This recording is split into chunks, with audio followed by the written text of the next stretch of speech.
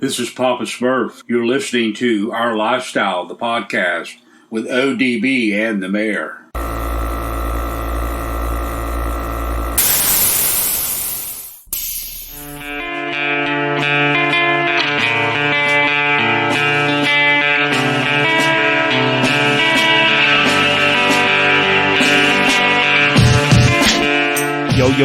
Yo, it's Our Lifestyle Podcast, episode 295, and we're coming at you here from the Custom Car Show Productions compound.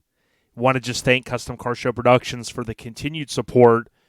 They just finished wrapping up last weekend, Scraping the Coast, the 20th anniversary. Rest in peace to our dear friend, Greg Miller, and we are super excited to talk to Lauren and others in the coming weeks on how successful the show was this year. I heard it was super hot. I talked to Diggity Dom, and it was a scorcher, but we know that. It's the South, it's the summer, and I know a lot of people are always talking about, man, it's so much hot, it's so hot now. Man, I look back at my photos from just a few years ago, and it's always hot. I think as we get older, I've always said this, I think it's just like a mental thing as well. So, again, thanks to Scraping the Coast. The next Custom Car Show production event is going to be Bayou Showdown. That's in November. That is the weekend before Thanksgiving, and it's a great event. Mike goes out every year now. I can't go.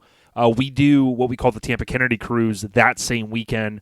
That kind of marks about that time period that JFK came to here, or came to Tampa, rather, before his fateful trip to Dallas, Houston, and then Dallas. And, we do the big car cruise with the Lincolns, and then, of course, mini trucks, and whoever wants to participate, classics, all of that. This is our 5th annual event this year, and again, we're doing ours on, I think it's 11/19. But on this episode, what I'm going to do is, yes, I got to stick to my guns. I'm going to keep this a short and condensed intro. I got to do it. We have Alan Paradise, we call the OGs, the originals. He's one of the OGs out there, and I tell you what, if you were a mini trucker or you're remotely interested in mini trucks or the history of trucks, I mean, dude, Alan was there at the infancy of Mini Truckin Magazine. You'll be blown away at his resume and some of the things that he's doing, and if you think about the amount of photo shoots that he has under his belt and covers, you're going to be mind blown. I'm telling you, this is one of my favorite interviews, man, and we've been doing this a long time. So thank you so much to Alan Paradise for sitting down with us. You can catch Alan also on the West Coast Influence. Go to minitruckfilm.com, and you can pick that up. So huge shout out to Alan. And if you're a new listener, because of Alan, you've seen this on his Facebook, or you're kind of intrigued, or you found it however you did, please smash that subscribe or follow button. We really appreciate it. We, of course, talk about mini trucks, old school BMX, so much more. Just please follow us. Go back. You'll really enjoy, if you're on some road trips this summer, go back and listen to the audio. We have almost 300 episodes, and so thankful for all the support we got. The overview of this episode is brought to you by Graphics Mafia. Go to GRAPHIX Mafia.com. Hit up Buddy, hit up Ryan, let them know what you need. They'll take care of you. Vinyl stickers, decals, a little bit of design work, wraps.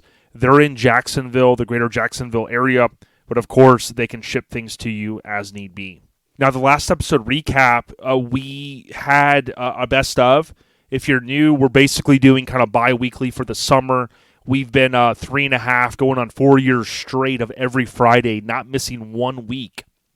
So to kind of balance the family life and everything else going on, working on trucks, managing the YouTube channel, going to some shows, and all that fun stuff, we're basically doing a best of episode every other week for the summer. And Mike Finnegan was a fan favorite, one of our highest downloaded episodes, as you'd imagine, ever.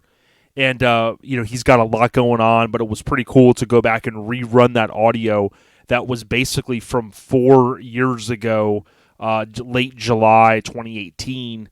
And, man, shout out to Mike. He's got a lot going on, as I mentioned, a real successful dude. But, of course, roots to Mini Truckin, and we talked all about it. Go back and check out episode 294. Last episode recap brought to you by Lone Star Throwdown. Every February in Conroe, Texas, you'd have to be sleeping under a rock not to know what LST is. LST, we're looking forward to the event next February. It's always the last weekend. The pre-registration will open, believe it or not, I can't believe I'm saying this, in about a month. So typically in August, I haven't heard of any change, so we'll be first to let you know when it is live.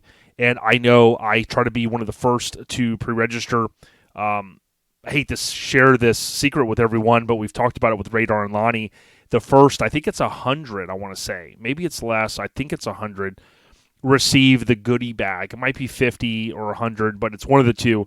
There is the goodie bag that you get, and that, to me, is worth just the pre-registration itself. You get some cool stuff from Phil Build and whatnot. But huge shout out to Lone Star Throwdown. All right, general updates for this week. Again, keeping this one short and sweet. I've been hustling on the electric in my shop at the house here. I did run into a snag, so I'll be updating everyone through YouTube on those videos. The only thing I'll tell you is I have been a little behind in editing those. I think I put out part 4. I've got part 5 and then part 6 I need to publish. And then the update's going to kind of come to kind of let you know some of the snags I've ran into. That'll kind of round out the series until I get the electric set up. Then I'll do another video to kind of highlight how bright it is and stuff in there. General updates brought to you by Joey at Get Decked. We've said this time and time again. If you have a photo or some artwork that you want on a skate deck that you can either give to a child, the skateboard, you could skate yourself, or hell, hang on the wall, hit up Joey Dilworth on Facebook. You can look him up at Get Decked. 2 words. He's on Instagram as well. Send him a DM. A lot of these shows like LST, Mini Nats, Scraping the Coast, they have all went to expanding their merchandise, okay? And that includes skate decks. And we were one of, if not the first, in the scene to start this kind of trend. Our family over at Hammered Weekend Wear as well is doing it, and we love seeing it. I love collecting the boards myself. Huge shout out to everyone that has supported these different brands like the ones I just mentioned. Hit up Joey Dilworth, Get Decked. Trivia with Mike. We're not going to do it this week. It was ironic because I mentioned recently I did some audio with Lucky from Canada, and I did a cool trivia question. Lucky got it right, so I have to get Mike that tick mark, but I lost that audio. So the tick mark's out the window, Mike. But seriously, hopefully I'll get a chance to re-sit down with Lucky and do some audio. I'm excited about that. And trivia with Mike, although it's not going down this week, unfortunately, I want to give a huge shout out to AccuAir. You guys know the name AccuAir. Oftentimes I still have people that go, man, are they back? Dude, we've been talking about it. Ryan has been on. They are back and better than ever. AccuAir.com, just how it sounds. Oh, by the way, don't forget, they recently launched merchandise. So air fresheners, hats, keychains, koozies, shirts, stickers. They even have wheel stands for sale. Remember, it was that exclusive group for so long that you had to be sponsored by them. It seemed to get a wheel stand. Well, guess what? No longer. They have the AccuAir wheel stands in brushed finish, gray finish, and gold finish. AccuAir.com. Hit them up. And then don't forget, they're also on YouTube. They've been dropping some great content. It's free. All right, the scene updates. What we're going to do is next week, although, as I said, we're typically going to be doing bi-weekly episodes for the summer with the best of, I do think next week we're going to sit down. Hopefully, if all goes well, we'll get Mike to talk about scraping, maybe DJ Mays as well, and then we'll get LMC from Lowest Common Denominator Podcast, right? Their acronym is LCD. So LMC from LCD Podcast. He was at East Tennessee Showdown. Would love to hear what's going on there. He and I talked the other day. He had an amazing story that he shared that ties into just a good feeling story in what our scene is all about. So I'm hoping that he'll share that as well. DJ Mays, of course, was at Scrapin', so I'd love to talk to him and Diggity Dom. And I just want to give a reminder, DJ Mays, he is on Twitch. So you can look up DJ Mays Radio, and you can check out his sets. He does multiple per week, and they're all free, DJ Mays Radio. But the scene updates, although I know I didn't cover a lot, got to give a huge shout-out to Garage Gear Clothing. You think about the umbrella of Lone Star Throwdown, well, that includes Garage Gear Clothing. We've talked about it many, many times. The only brand that we know in the scene that offers free, you heard that right, free shipping in the U.S. Go out to garagegearclothing.com. They've got the kids merch, the ladies with Garage Girl. Then, of course, they've got sport trucks, dualies, old school classic cars. They've got it all on merchandise, garagegearclothing.com. All right, the key show updates. Really all that I have to share this week in keeping that scope that we've been doing a little bit more limited is that in 1 week from now, a Southern Tradition is going to be going down. So if you're a first-day listener, you're July 1st. Basically, next Saturday, July 9th, is Southern Tradition. That's in Canton, Georgia. I'm not sure if Mike's going to go. I'm still up in the air if I can because of this hiccup that I had with my electrical. I might have to now be working on that Saturday to try to get the plane back on track. So more to come. The week after that is the 15th through the 17th, Camp and Drag. Amazing event. I've been to it back in 2012. I do want to go again at some point. Camp and Drag is going down. So those are the only two shows I'm going to cover for this week. And I want to thank again MiniTruckFilm.com. You heard me talk about that a few minutes ago. Yes, you heard that right. If you're here and maybe you're listening, for Alan Paradise here in just a couple minutes, you can go to minitruckfilm.com and you can pick up a copy of the West Coast Influence. It's a Mini Truckin documentary, right?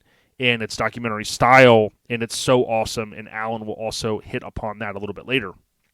minitruckfilm.com. All right, so the last two segments I have is next I've got the podcast update. So if you listen to this episode and you enjoy it, and many of you are on an iPhone, if you're listening in the pre-installed podcast app, go to, after you've subscribed, you'll go to Library, you'll select OLP, all right?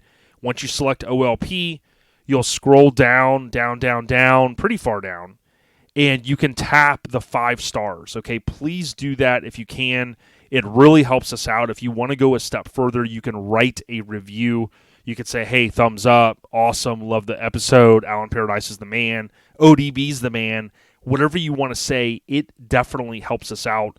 And we can't thank all of the supporters enough for what they do. If I go out there, it looks like our last one was on May 31st, and we read this one before, I believe, ODB and the mayor holding it down. I've had the distinct pleasure of sharing the mic with Jay Ballard, a.k.a. ODB, a couple times. So class act, I know who that's at. That's Jeff Gaudette. So thanks, Jeff, for that. But please, please, please go out there and leave a rating for us. It really helps us out through the Apple Podcast app. We will read those reviews in the future, as I just did there. And Jeff, if I didn't read that one before, now I have. Thank you so much, homie. The general updates brought to you by our family at Hammered Weekend Wear. We do push more than one apparel company, including our own apparel, because Hammered Weekend Wear features real builds that are great people. HAMMERD, weekendwear.com. They recently launched the Sequoia. They also recently launched the Chad Luke Dangerous Waters, amazing 4-door Tacoma. Love both of these. They've hinted at the new stuff, and I'm super excited. I kind of know what's coming. HammeredWeekendWear.com. And just know in January timeframe, they'll open the open enrollment, and they're the only brand out there that does a t-shirt subscription. It's pretty cool. You buy into that subscription, you get all 24 shirts for that entire year. Wait, 24? It's 6 times a year times 2, right? So it's something like that. You get 2 shirts every couple months, and I think it's 12 per year, something like that. We'll go over the details with them later. But again, if you want to buy individual shirts, HAMMERD, weekendwear.com. So I don't have any Airhead Nation updates this week. Again, I got to keep it short. We'll cover a ton. I literally have a whole bucket to cover of different updates from the great people out there that listen or who are a part of our scene. Shout out to all of those wonderful people. You guys, the listeners, thank you guys so much. Alan Paradise, dude, it was a pleasure. Thank you so much. You have an amazing memory, and we were able to really cover a lot of ground. It's a long interview, but trust me, it's worth staying to the end. Stay on the rise, everyone. Have a safe weekend. And oh, by the way, Independence Day is this weekend. Be safe. Don't light any sparklers or crazy fireworks without adult supervision. Have fun. And again, be safe. Stay on the rise. We got you. Peace.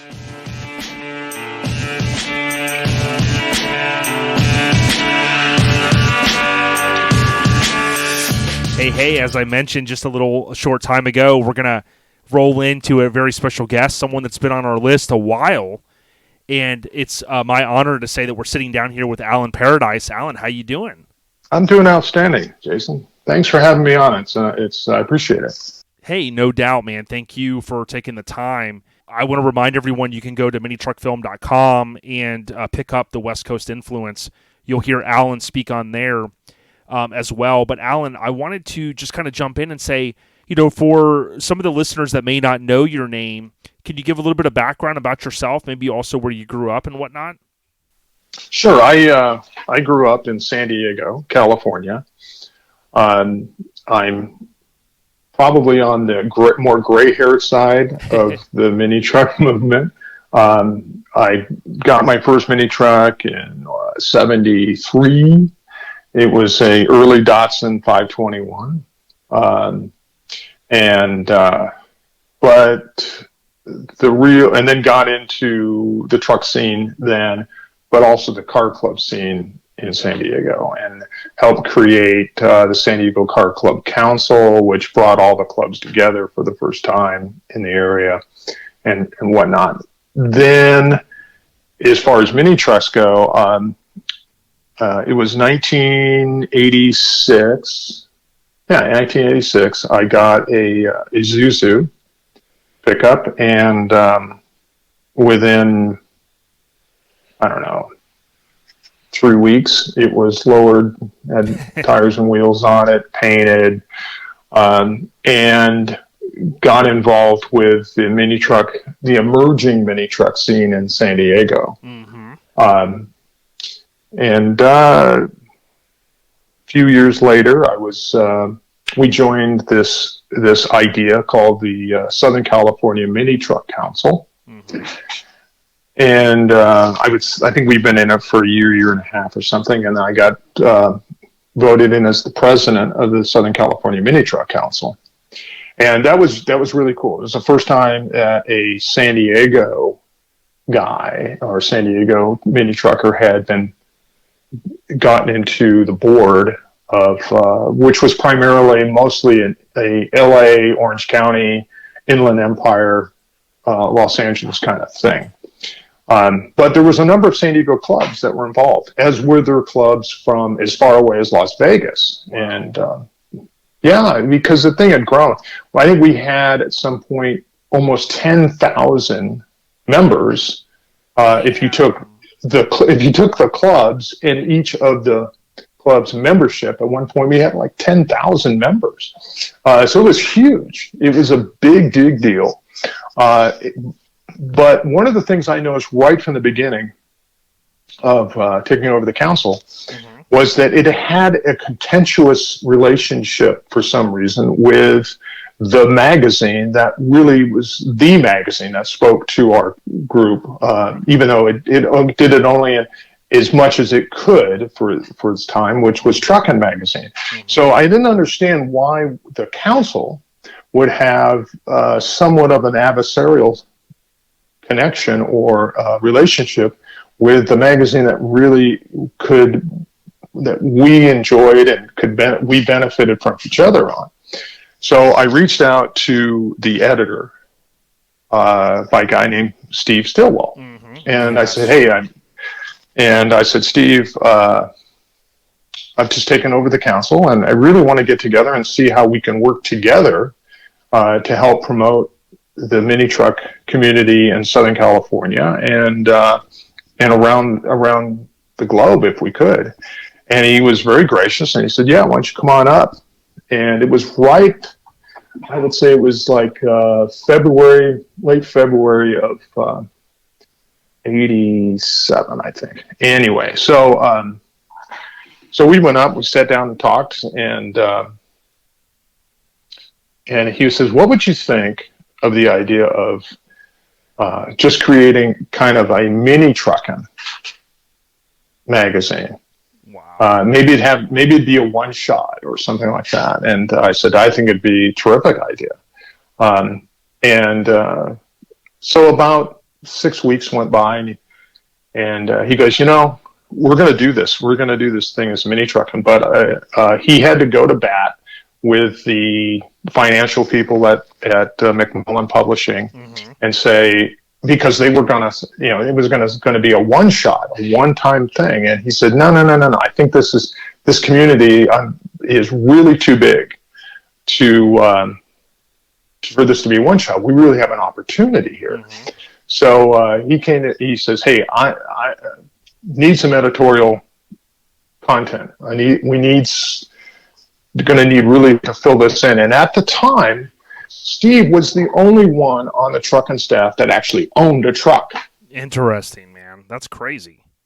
The other couple of the guys, they were very good. They were good automotive journalists, but one of them was more involved with the import performance scene, and the other one was a transplant from Florida that had come out and was not necessarily into the truck scene, but a very good photographer, and a fairly good writer, but a very more good photographer. So they didn't really have anybody on staff that was immersed mm-hmm. in the mini truck movement. So once Steve and I kind of got to know each other a little bit, he goes, I think he was thinking, well, here's a guy that's not only immersed in the mini truck movement, but he can also talk pretty fluently about the full-size truck, custom trucks, hot rods, street rods, muscle cars. He's kind of got a background in all this stuff. This might be somebody that we could fit in here. Interesting. So and he had really no idea what I was doing for a living or anything. But the first issue of Mini Truckin, talked about different things, and he goes, "Okay, we're going to need some content. We're going to need some access to some of these really great trucks and things." So I kind of lined up like half a dozen of the trucks that were in that first issue. And at that point, he says, he goes, would you like to come, do you think you'd like to come on, do this as a living, come on staff? And I said, yeah, I think I could do it. I'm a pretty good photographer. I've got some equipment. And he actually told me, yeah, but you're going to need more equipment, better equipment. He goes, but can you string some sentences together? Can you write? And I remember I wrote, he goes, can you write me a story about your truck? How it came about, it came together. So I did that, and I sent it up to him, and he called me back and says, who wrote this? And I said, well, I did. And he goes, this is way, way too good for you to be able to write it if you've never done this before. I said, well, I kind of have a background in education in English, so I can understand how to put together a sentence and stuff, and right. what makes a story good. You got to have a beginning, a middle, and an end, and tie the end to the beginning, and you make a good story if you do it. Because at the time, most automotive journalists in that sect were more like creating a laundry list of, it has this part and this part and this part. Well, I would try to create stories that told how, not only how the car was built, truck was built, why it was built, yes. and who helped, and how it came together. So, needless to say, I went on staff for Truckin and Mini Truckin, and I think that was exciting. Steve and I were, very tight, and got got to know each other really well, and got to understand. And I learned a lot about how you put together a publication that's effective, the components, where they fit, how you make a good mix of content between what types of feature trucks, whether they be the full-on show trucks, and part of the method is to not fill Mini Truckin, or Truckin for that matter, with all the great show trucks, because you have those, but you got to have the good street trucks, and you got to have things that are old and new and in between, because you want to represent everything that's going on in the community, not just one segment. Yep. So that became very important, and more importantly, it became in Mini Truckin, because Mini Truckin was such a dynamic community. It was growing so fast, and that there was no way to slow it down and just segment it into the bitchinest trucks on the planet. Because that wouldn't service the community very well. It wouldn't service, and it didn't matter if you were from Southern California or New England. If you're only going to show the elites, you're leaving out the masses. Yeah, and you want to cater to who your readers are. So if your readers are, owning these different trucks, you don't want to just have one thing. Yeah, and you're absolutely right, Jason. And what happens is, if you do that, you shut out the dream of and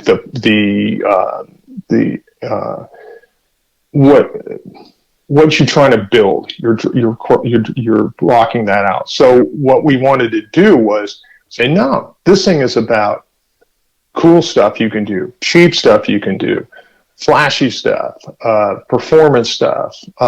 It's about the whole thing, and it's about the shows, the events, the cruise nights, whatever it is that this community that makes it on fire.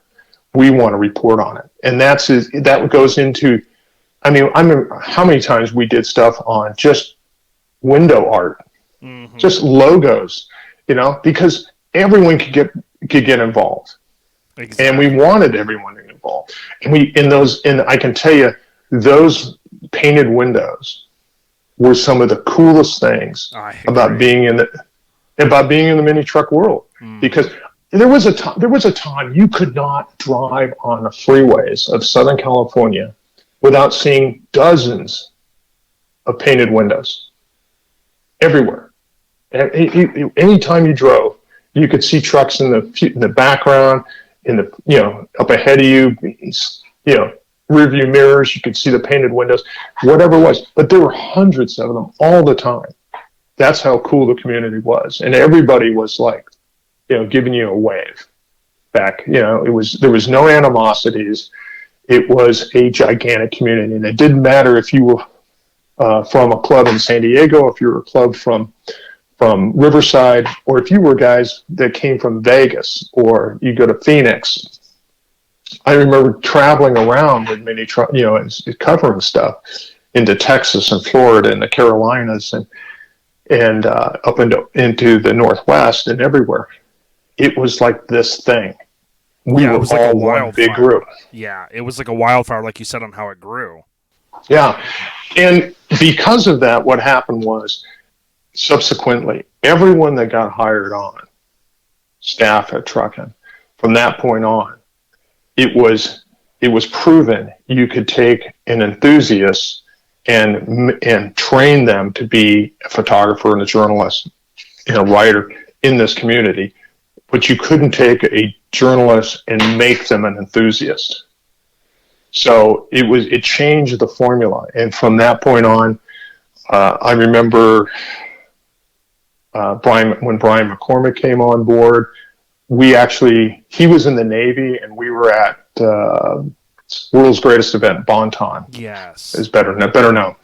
And we were talking. I was going to photograph his Blazer as a feature, and we got to start talking. And he was coming out of the Navy, and he wasn't sure what he was going to do. And we started talking about, if he could maybe do this, And he was like, Brian was never a guy that was lacking on confidence. And one of the things that was interesting is he was probably the coolest guy on the planet.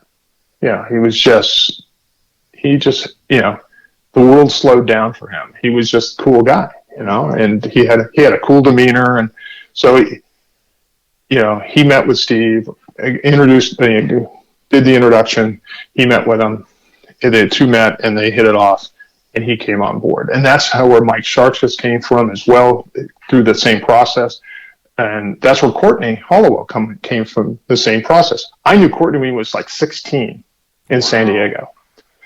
And when an opening came up, and he'd matured, gotten, into in the early 20s, and suggested to Steve, hey, you should look at this guy's, he's got a great sense of humor. He's a good photographer already. And he's a unique kind of personality. So he should be able to, look at the formula of how to write a story and it was like, and it became very, very quick for him. And so he came on board. So, that formula started to really kind of change the dynamics. Oh yeah. And it was pretty cool. It was so, when we were this group at McMullen, and evolved into McMullen and Yee Publishing, but we were this group that was like the cool kids, and we were like the country club. We had it going on. And the guy, the staff at Street Rodder and whatnot, and Street Rodder was always like the big magazine at McMullen. And then Truckin came in, and the Mini Truckin and Truckin came in, and then we just ran right past Street Rodder in circulation and ad sales and popularity. We just walked right past them, and it changed the dynamics of the company. Oh yeah, as well. Yeah, it definitely did. And as we talk more with Alan about some of the magazines and how that stuff cropped up, I'm kind of curious, too, to find out, like, in your younger years, in the cruising days, in California and stuff like that, recently Paul Morton had shared an article about Rick McCloskey, and, Rick had put out a book. I haven't gotten it yet, but Summer of 72, and it talked about, the cruising culture and some of the things you hit on. When you were growing up in Southern California, were you into, like, surfing and things like that, or how did you find yourself kind of getting attracted to like the car community, I guess? Okay. I grew up in a suburb of San Diego, and from a very young age, I was building model cars, playing with Matchbox, collecting Matchbox cars, and eventually Hot Wheels when they got introduced. So, but on the street I lived on, there were a number of older guys, that had cool cars. I mean, there was a guy with a Max Wedge Dodge. There was another guy with a 409 Impala. His brother had a Nomad, a 55 Nomad. The kid next door to us had an SS 396 Camaro. So even that guy's dad had an SS Impala. So there were a number of really cool cars that were hanging out. Mm-hmm. But the thing that really cemented it all, when I was 13, there was an older guy that had the 409 Impala that lived. We could see his house from our house, over the fence in his backyard. And one day, he had this thing on two 55-gallon drums, and he was like spraying primer on it. So I looked at it, and I go, "What in the heck is that?" And I went, "Oh, no way." And I ran around the block, jumped his fence, and said, "Dave, what are you doing?" And he goes, "Well, I'm building a T-bucket." And he had this T-bucket body, that fiberglass on these drums, and he was just, sanding it and primering it. And every day for a full summer, when he got home from work, he'd open the garage door to his house. He lived with his parents, but they had this big shop garage behind the house. I could see it from my bedroom window when that door opened. Mm-hmm. I would run around the block and get in every day for the summer I would help him build this car. I was just there. I was just being exposed to it. Yep. And, he was cool, and, I was wrenching on a few things and handing them tools and doing all this kind of cool stuff. And when he had this thing finished, a few months later after he had it finished, we went to he entered it in the Custom Car Rod and Motorcycle Show in downtown San Diego in the old community concourse. And I went down with him, helped set up his display, put the bark out. And so it was like being completely accepted and immersed. And even at 13, 14 years old, I was like hanging out with these older guys that had these really cool hot rods. But I felt like part of it. And that was something I never wanted to. Once you get a part of that, you don't want to ever not have a part of that. Mm-hmm. So, when I got old enough, got my driver's license and stuff, and had my first cars and stuff, and that Datsun pickup and whatnot, it was like never leave anything alone. Nothing can be stock.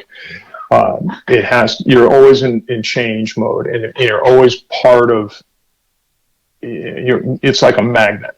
You're just drawn to it, and other parts are drawn to you, and other people are drawn to you, and you're drawn to them.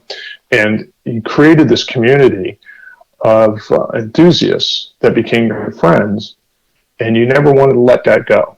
Yep. So it was the driving force, and although it was really strong for me then, when the mini truck thing was, especially from like 86 on, it was like the thing to be a part of. Oh, yeah.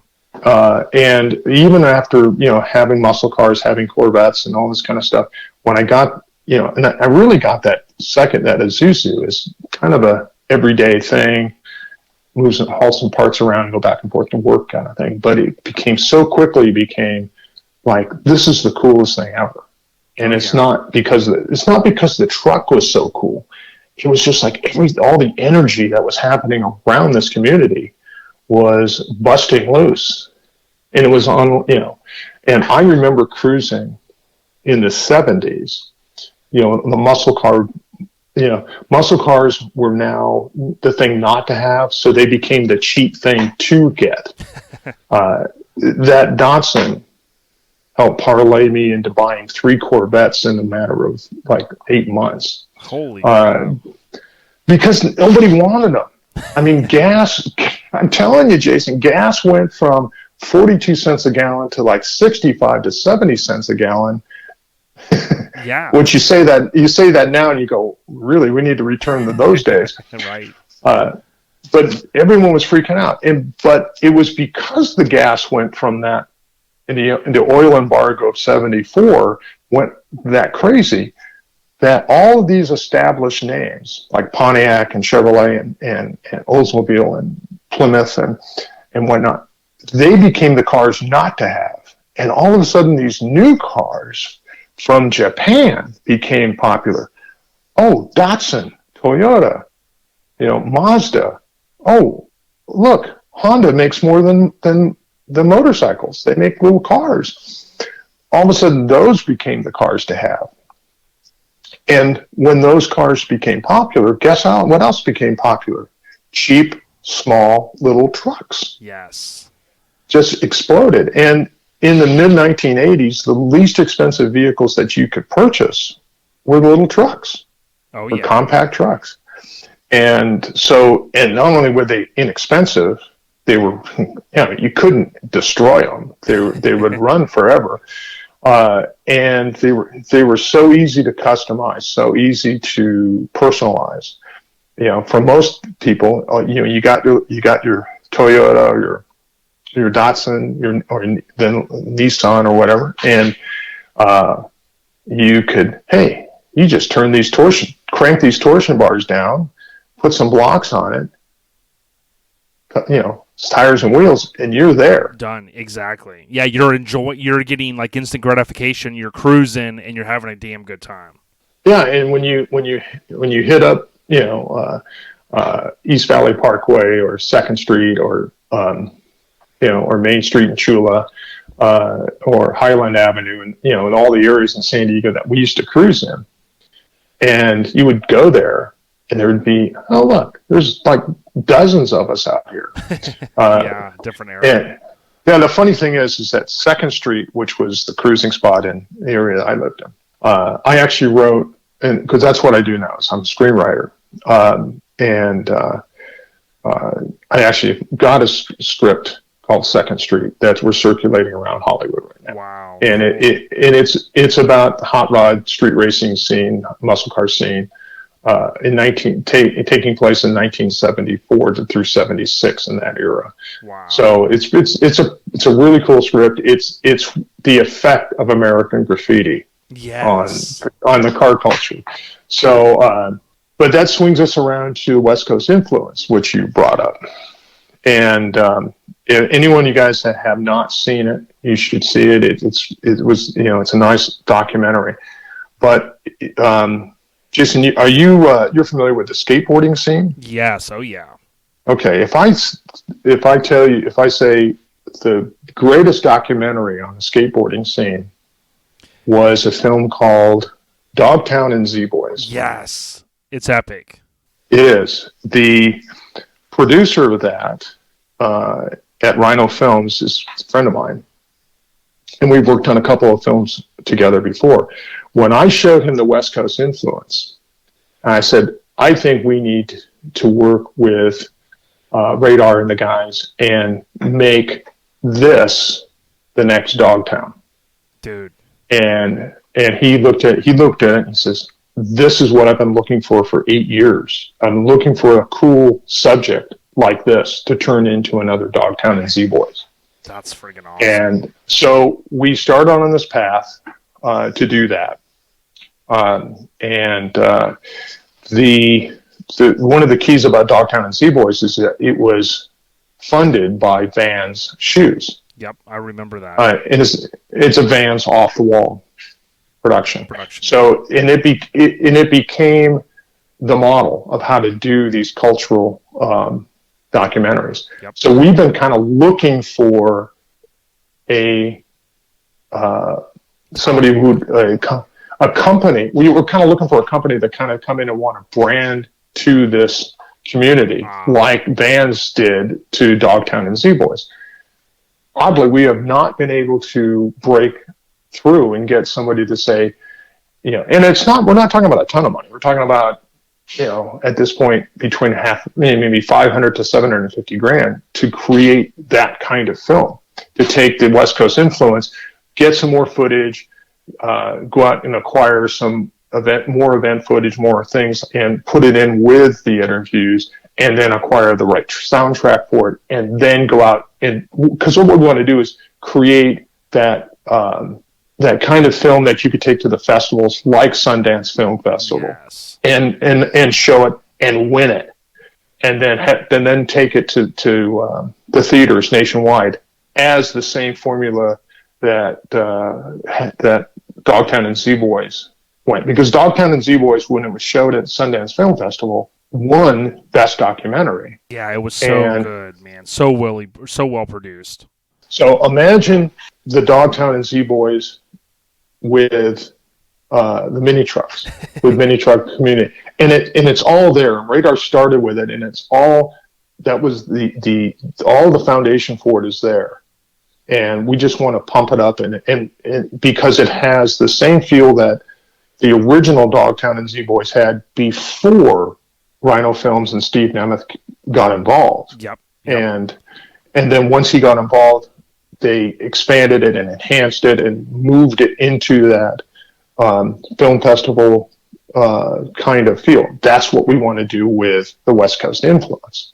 Yeah, and if you think about like how awesome, to your point, these documentaries are, and it made me think of like when I was a kid, talking about, I got into the 60s Lincolns with suicide doors, and I've heard stories in the late 70s, it was like, man, $400 for one of these cars, right? Because like you said, the big engines.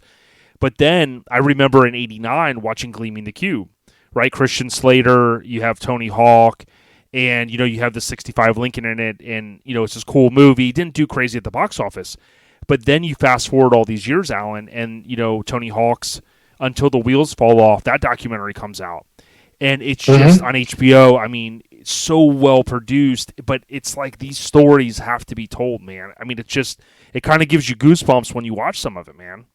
Oh, there's no doubt. And there's no doubt that the mini truck movement of that time period has all of those elements in it. It is so true. What was going on in Southern California was played out across the nation. And there's only one reason why. It wasn't that we were that much hipper and cooler than everybody else in the country, because that's not really the case. What was really the case was that's where the media was. That's where Truckin' and Mini Truckin Magazine were at. Thrasher, BMX Plus, like all that cool stuff was going down out there. Yeah, all that publishing empire was there. So naturally what became the easiest stuff to get was all that Southern California stuff. And it naturally had that influence into Florida and the Carolinas and Oregon and Washington and Nevada and Utah and Idaho and all that kind of stuff. Texas was a little different. Texas didn't do just what we were doing because we were doing it. They took what we were doing and going, how do we do it a little differently? How do we do it like Texas would do it? So they were always kind of had their own little thing going, which was really cool and respectful that they were able to, that they did that. But it still stemmed from what everyone was seeing on the pages of Mini Truckin Magazine and Truckin Magazine. Oh yeah. And even other magazines tried to jump into that game. Hot Rod Magazine even did it once. They tried to do it.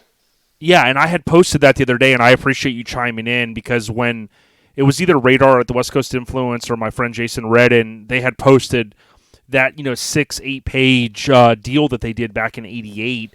Ironically enough, around the first Mini Truckin issue, kind of that summer type deal.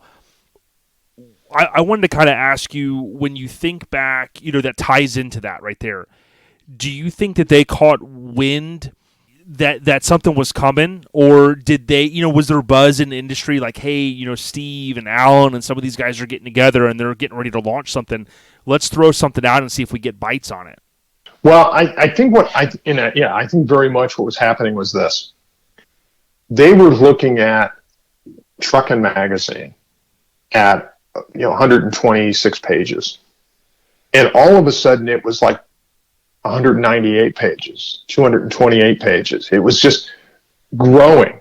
And you would look through those pages and you would see, you'd see the F-100s, and you would see some, 55 through 7 Chevys, and you would, see some of that kind of, and some of the newer Chevys and things like that. But you were kept seeing these, the 720s and the 620s and, these cool Toyota Hilux trucks and all these mini trucks. And you would see this coverage of these 3-day runs, which were like 3-day insanity parties. And you go, God, there's a lot happening here. We need to tap into this a little bit, because they were looking at a stagnant advertising market. And hey, anyone who doesn't understand that magazines, consumer-driven magazines, enthusiast-driven magazines, are funded by advertising, not by newsstand sales, or ever. It was the advertisers that really made something profitable and made the publishing company say, we want to do it, because they don't do it just for the exercise. They do it because it makes money. And we were making money. I mean, we had advertisers just dying to get into Truckin Magazine. And there was so much happening in that space, there was no way to cover it all without hurting the other truck enthusiast base as far as advertisers and readers. They would not want to read everything that is going on with guys that were 16 to 26. They wanted to, so Mini Truckin had to happen. And, but there was so much happening in trucking with it that Peterson Publishing, the rival to McMullen. And the big, they were the big dog on the block because they had Hot Rod and Carcraft and Motor Trend and, and all that. So they had, the big, huge newsstand selling titles. So, and, McMullen had all the enthusiasts, the really diehard, dyed-in-the-wool enthusiast books, Truckin', Street Rodder, VW Trends, and Street Chopper, and that kind of thing. So when they were seeing all this action, we can't not jump into this because there's too much going on. There's too much advertising potential here.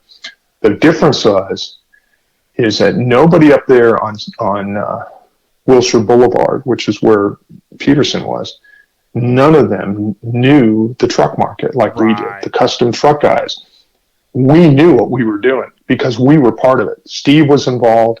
He had, at the time, he was building a very trick 57 Chevy, very trick truck. He had a newer truck that he was working on. We were connected with the enthusiast base. So we knew what we were talking about. We knew how, what the reader wanted to read and wanted to see because we were part of that, and they weren't. So it was kind of this hollow effort to do it. And I think that the way they did it was cool, but they weren't ready to sustain that issue after issue. Yeah, they did it kind of as like a onesie, boom, and it was cool. Maybe their sales bumped a little bit from kids finding it, younger generation, but then boom, they moved right back to their normal formula. Yeah, and I think because most of the time, many of those readers, many of the mini truckers that found it went, "Oh, cool, we're legit, we're in Hot Rod." Yep. But they would read that story and they go, "Yeah, but it's not as cool as Truckin'." Right. They're not.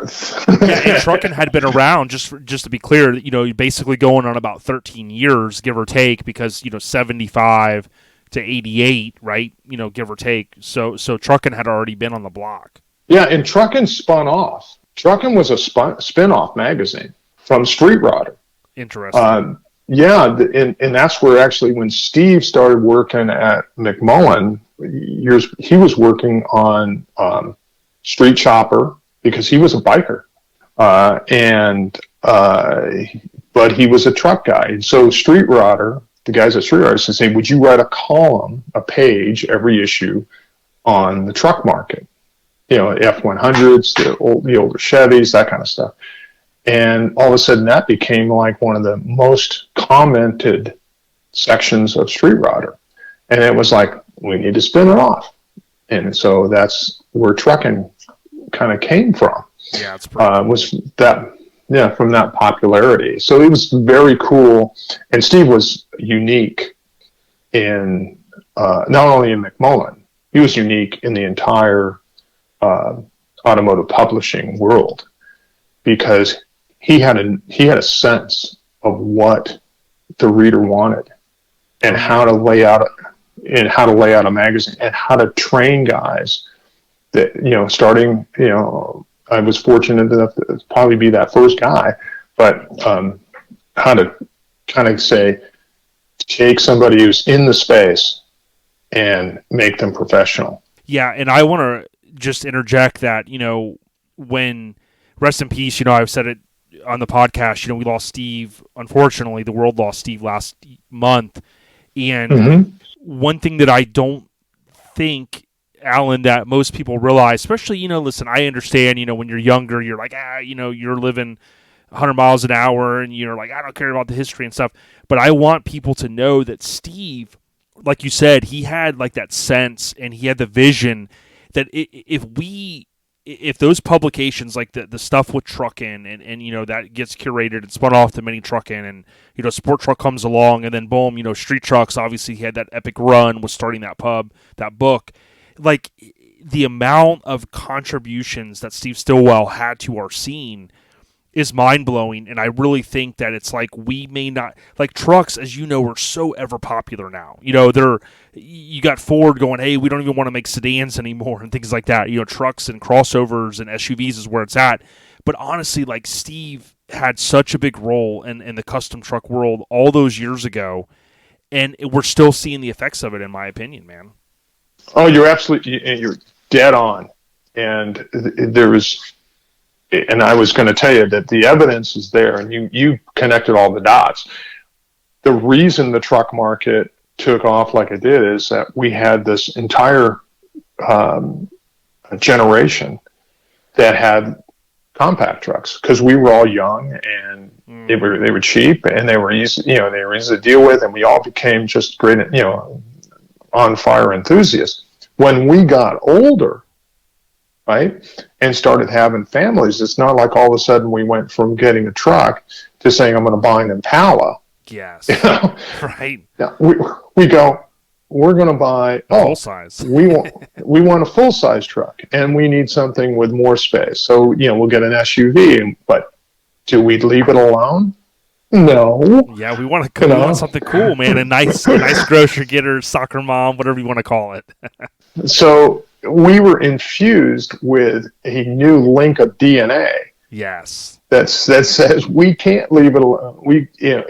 It doesn't matter. It could be a Tahoe, but it can be a really cool Tahoe, and it can service the needs. We can take the kids to Little League or to soccer, or whatever, but everyone else can have a stock one. But we're going to have ones with bitchin' tires and wheels and a little bit of paint, and nice appointments, and it'll just.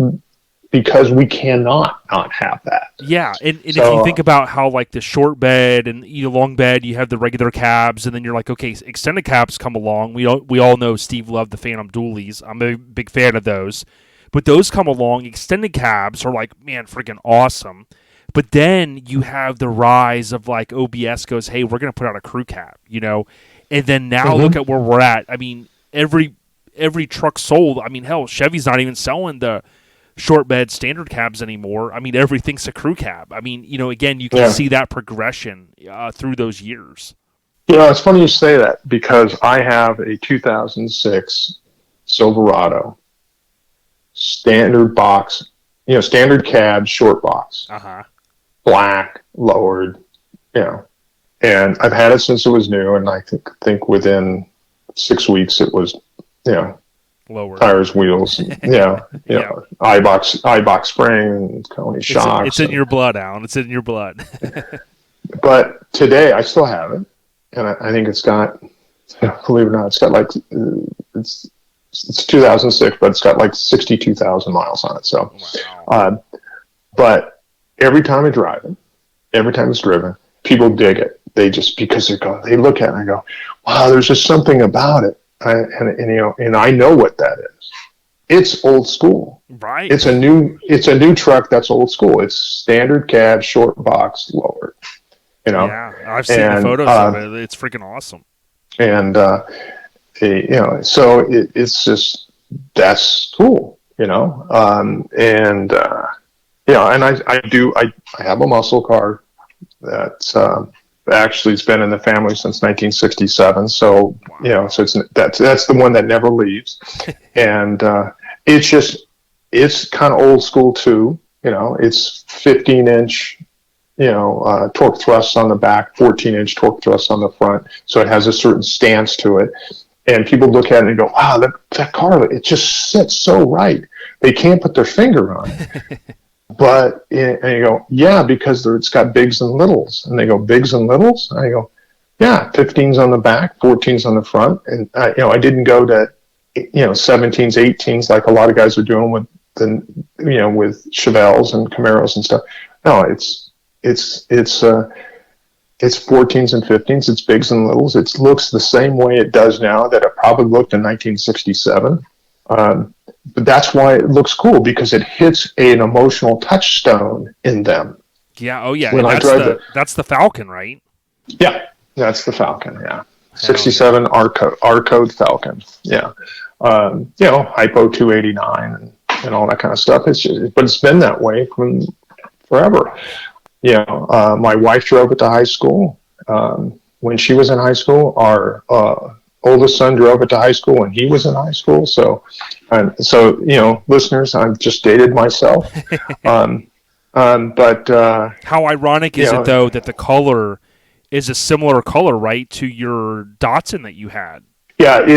Yeah, that Datsun is that kind of that pea green, thing. This is a green gold, Yep.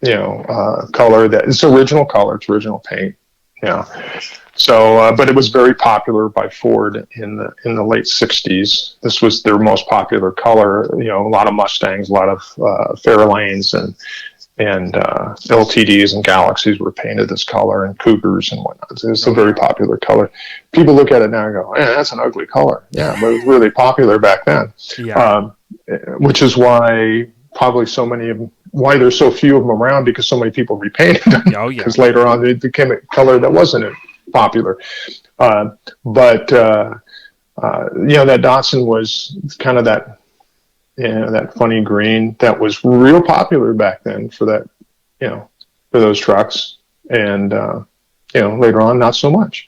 Yeah, but it doesn't matter. And being a huge fan of the 60s Lincolns, I love all of those different colors. Like, I look back at the different paint codes, and, I've got a blue 64, Huron blue, and, then you had, the Fiesta reds, and just awesome colors. And, I just love the 60s, man. That even kind of the mid-century modern is a big term that's thrown around a lot. But, I know you kind of get into late 60s, you go, well, maybe not mid-century, but, just that style is awesome. But I want to ask you this, Alan.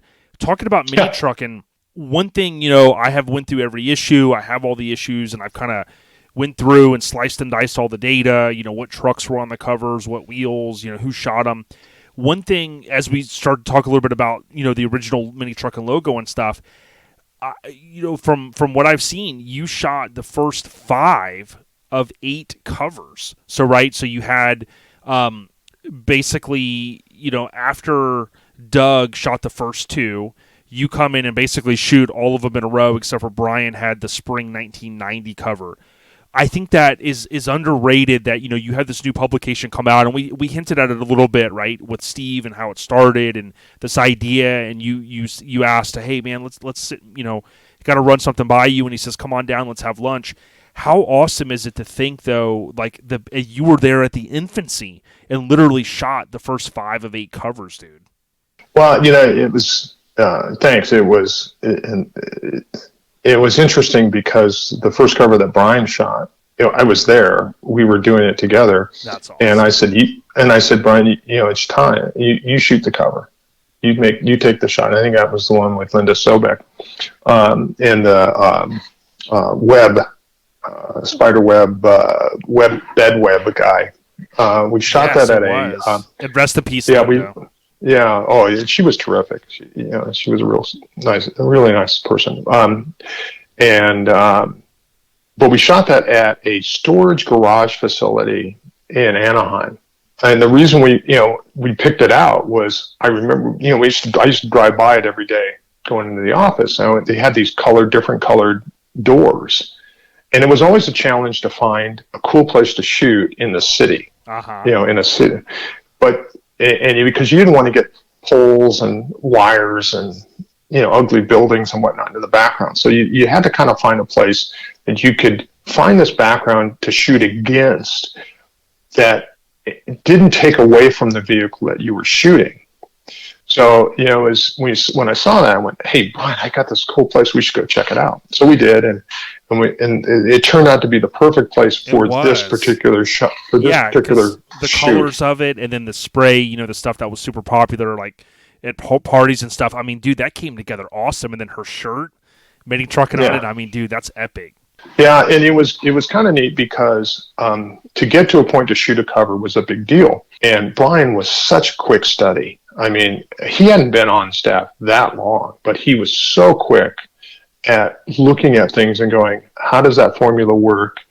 And he became such a good photographer so quickly. It was mind blowing. And knowing that he just had this persona about him that was just so cool. And he had so much confidence that in what he was doing. And it was like, dude, you shoot it, it's and do it how you think it works best. And he just owned that. And from that moment on too, he just, he would go to an event and he would come back with so many features and so much stuff. Yeah. He was like so good at doing that. I was a good photographer, and I've shot maybe over the years in the different automotive publishings, maybe 600 or 700 covers. Mm-hmm. Wow. But most people don't even know that, because they're not, my automotive journalism range is beyond the truck over market. Sport compact and all that. Sport compact. I did British Motoring. I've done, Miata Magazine, Cruiser Quarterly, Celebrity Garage. I started HCI Magazine, and then I did a consumer or a trade magazine for the tuner world called tuner market, that was short-lived and then got sold off to another publishing company. I did two magazines for Ford Motor Company, for the racing division, and then another one for their SVT group.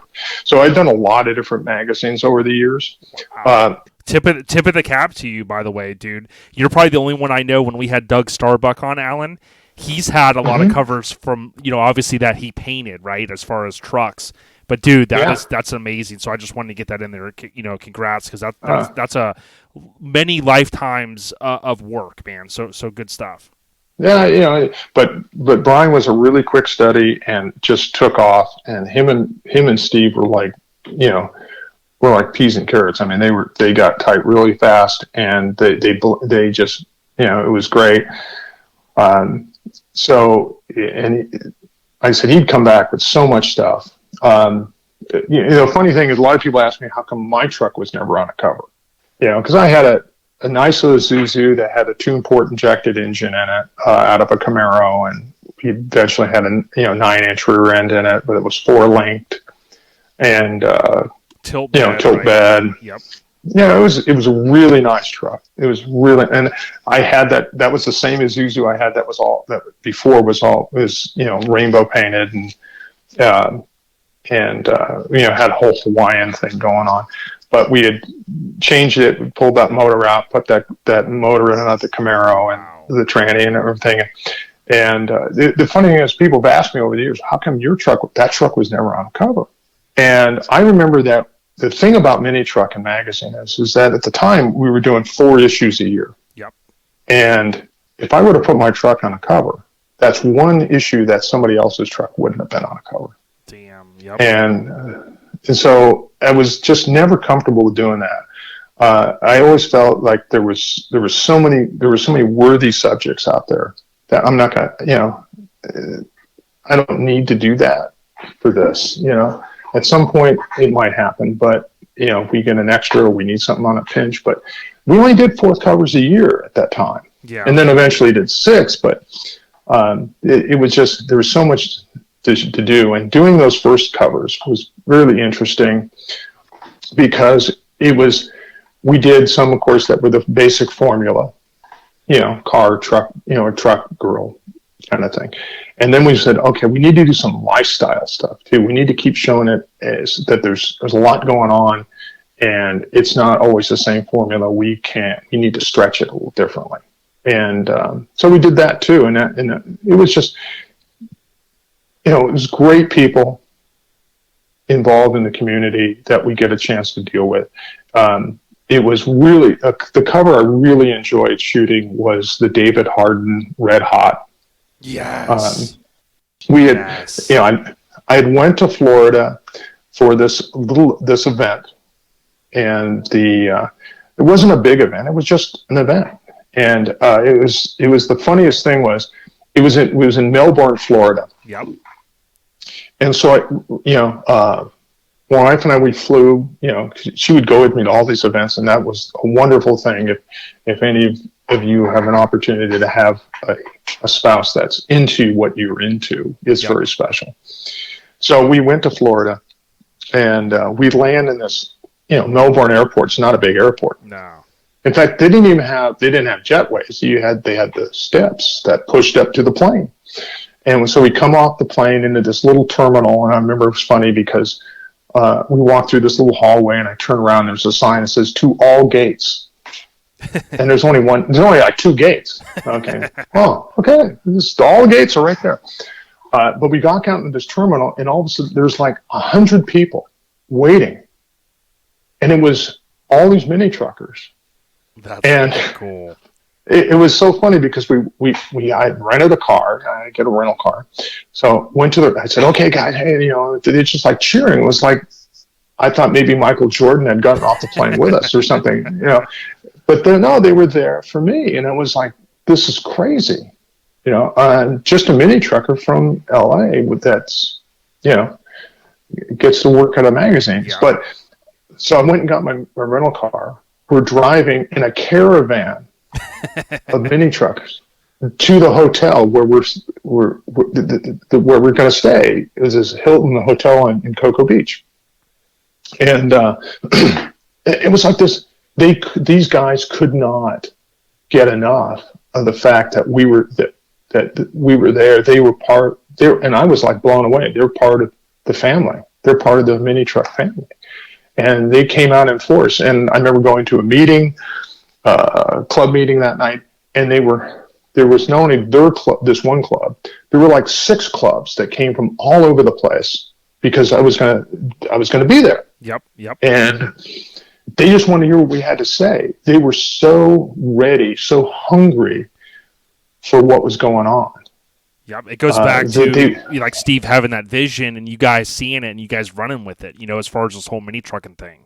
Oh, it was so exciting and so humbling to be a part of that, and to be looked upon that mini trucking was was like the word. Yep. Couple quick things. So we're talking about issue 5, so fall 89. The ironic thing is David has reached out to me. I'm going to have him on as a guest. I go to a show in 96, right? Kind of in high school, and go with my buddy, Paul, and we see Red Hot for the first time. Full-blown outdoor display. And after that, the truck gets put up. So, you're talking 7-8 years after you guys shot it. Truck gets put up. You probably heard some of it or probably seen some of it online. It basically gets juggled around a couple places, makes its way up to Canada. Thing had just literally sat with like a drained gas tank, and for the most part, it was just, it was curated. Now, mid last year, Alan, a guy in Melbourne bought the truck back. Here I am, about 45 minutes from my house. This past May, I go over to Made of Steel, and I get to see the truck again. So I hadn't seen it since 96, dude, and I feel just blown away, man. And it still looks as good as the day as you probably shot it. Oh, yeah. In fact, I tried to buy that truck. That guy beat me to it. Yeah. I heard there was a little bit of a bidding war or something going on. They beat me to it. I was going to go up to Canada, and I think it was in Ontario or something, and get it. And as I contacted him, we were going back and forth, and somebody else beat me to it, but because I wanted that truck bad. Yeah. It's an iconic truck. There are a number of really iconic mini trucks. Okay. Raw Deal, one of them, Joe Fontanella's little truck that was on cover 3 or something, or 2 or 3 or 4. Oh yeah, issue number 3, spring '89.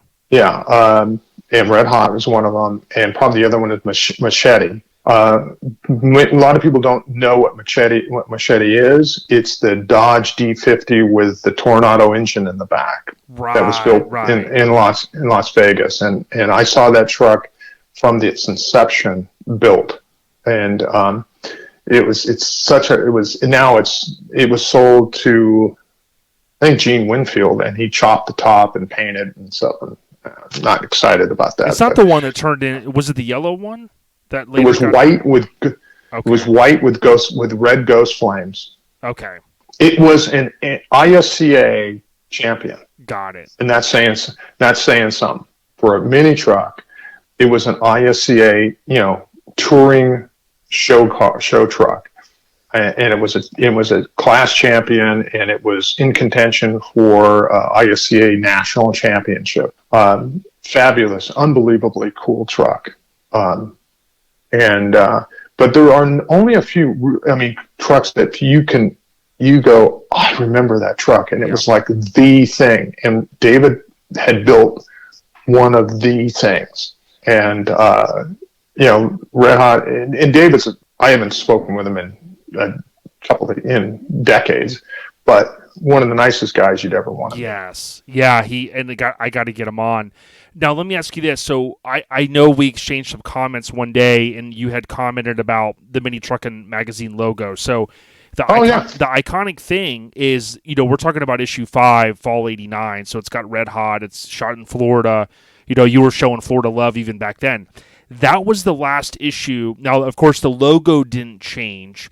But, from issue 2 to issue 5, the logo was that kind of pinkish blue colors that became the first sticker, right? So I've got an unpeeled one thanks to my friend Jason Redden with his different brands down in South Florida. But the logo itself, can you talk to us a little bit about it? Because I think there's a story there on maybe how, because it's slightly changed from issue 1 to issue 2.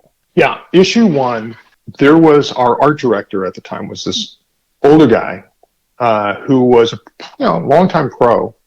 And back then, of course, there was no computers. Things weren't done in paste up. They were done manually. Yeah. And so Steve wanted to say, hey, I want a kind of I don't want a block letter, standard font kind of logo. And so he kind of sketched something out.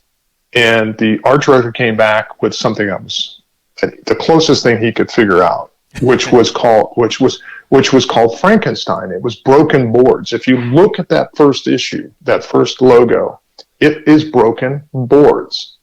Got it. And so that was as close as they could come up with at the time. And we were looking at, for issue 2, it was like right after the issue came out. I mean, and I just come on board. We went, and Steve was not happy with it. He goes, he wasn't, and this was one of the things about Steve that was really cool. He was never completely happy with anything. He was satisfied, but he refused to be content with it. He always wanted to drive something to make it better. How do we make it cooler? How do we make it more relevant? Now, there was many genius things that people did, and particularly people that McMullen didn't fully appreciate about him, and that was one of them. And he was always so cool about everything. He rarely got pissed about anything. He always had a good boss to have. Oh yeah, he always had a way of just keeping everything in perspective and finding the best, figuring out ways to get the best out of everybody that he was in contact with.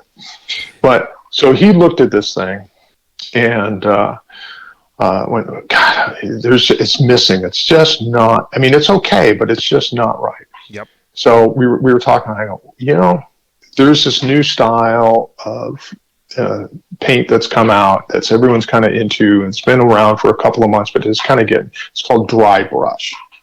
And he goes, oh yeah. He goes, and so we looked at some photos that we had of some of the vehicles, some of the mini trucks that had it, because mini truckers were driving the trends that everybody else was going to follow. The muscle car guys, the full size truck guys, the hot rod guys, they were all following whatever we were doing.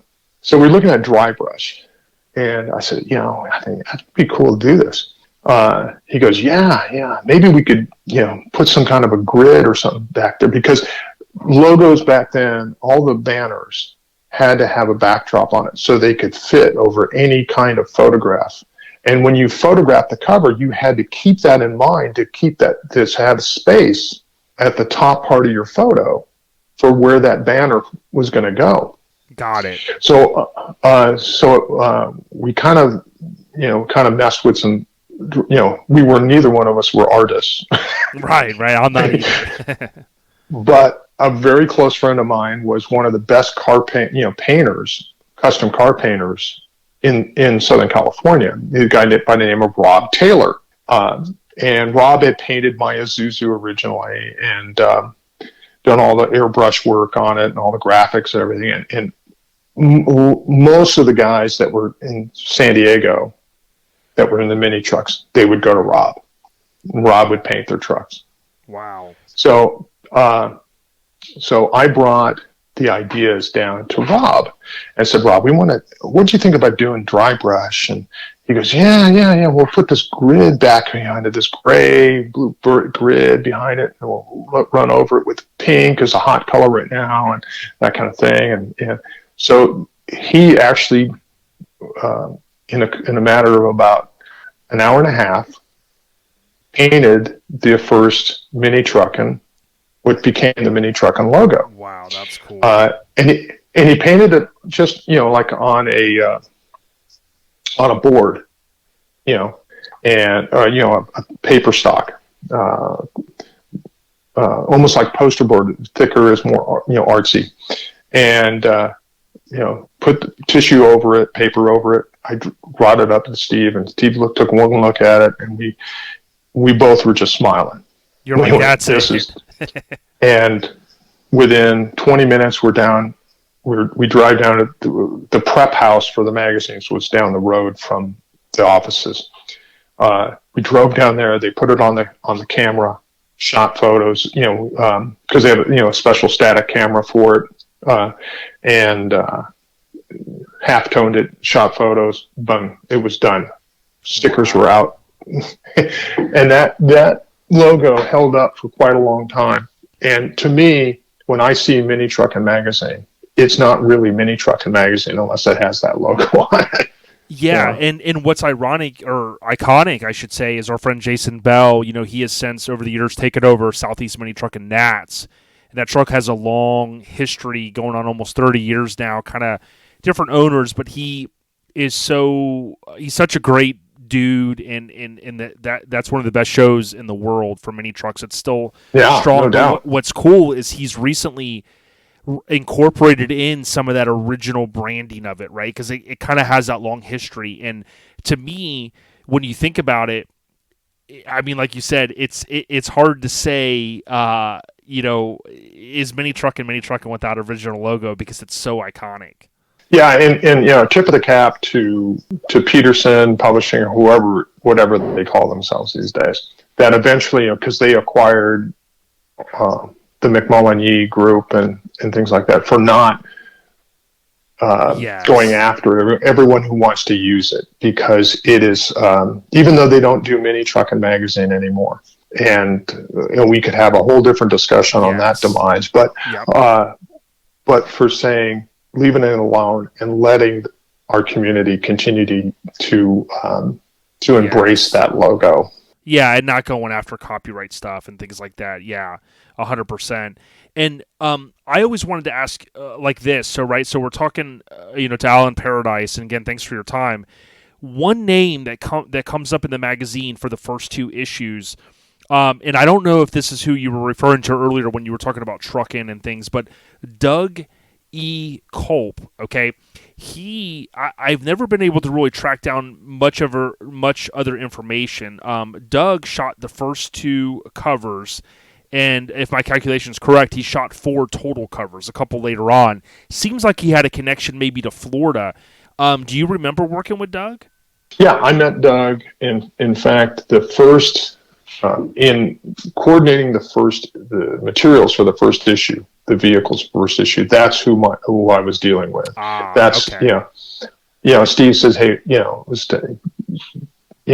work with him, you guys find us the right car, the right vehicles. And that's, of course we had the Slamurai and some others, but the Slamurai had a whole different story of its own. But anyway, Doug was a Florida transplant. He had moved from Florida to LA, went to work for McMullen and at Truckin, and like I said, he didn't own a truck. He wasn't really a truck enthusiast, although he immersed himself into the field to satisfy what he needed to know to write the stories and to do the photography he was doing.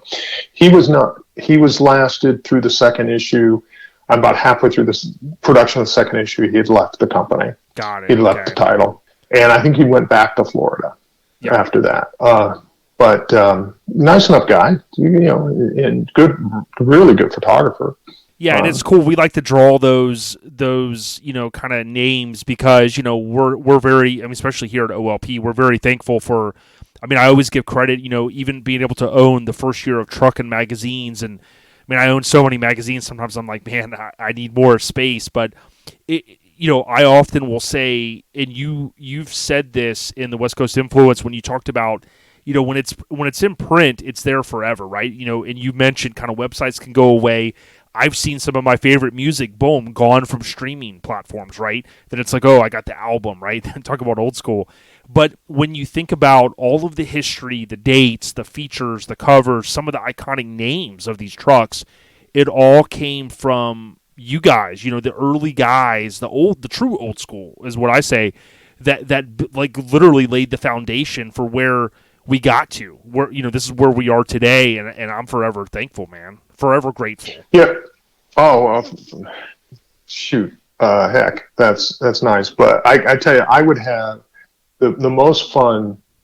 And again, one of the names you saw in the early staff box was a guy named Larry Saavedra. Yes.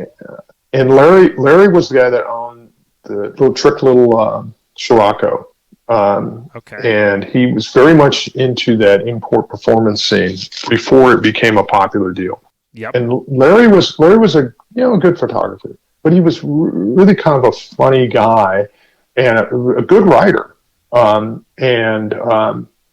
Didn't embrace the truck community as much as the ones that came after him. But he was a good writer and a good photographer, but smart guy. We would have fun coming up with the stories. How do we tell the story of this truck owner and how he built it? And, we would, when we photographed a vehicle, we would give, the owner, we'd give him a text sheet, what we call the text sheet. And it would have, all the vital information, not only just about, name and address and phone numbers and all that kind of stuff, but what products he used, things like that. But the stories came on the backside of that text sheet was blank, and I would try to talk to the owner and go, tell me about it. I mean, what drew you to it? Why would you do this? And why did you do that? And who helped with that? And what did you call? Do you have a name for the truck? All that kind of stuff. And if they didn't, I would try to it was fun. Larry and I would try to come up with the clever names for the story. Yes. And coming up with a creative way to tell the story.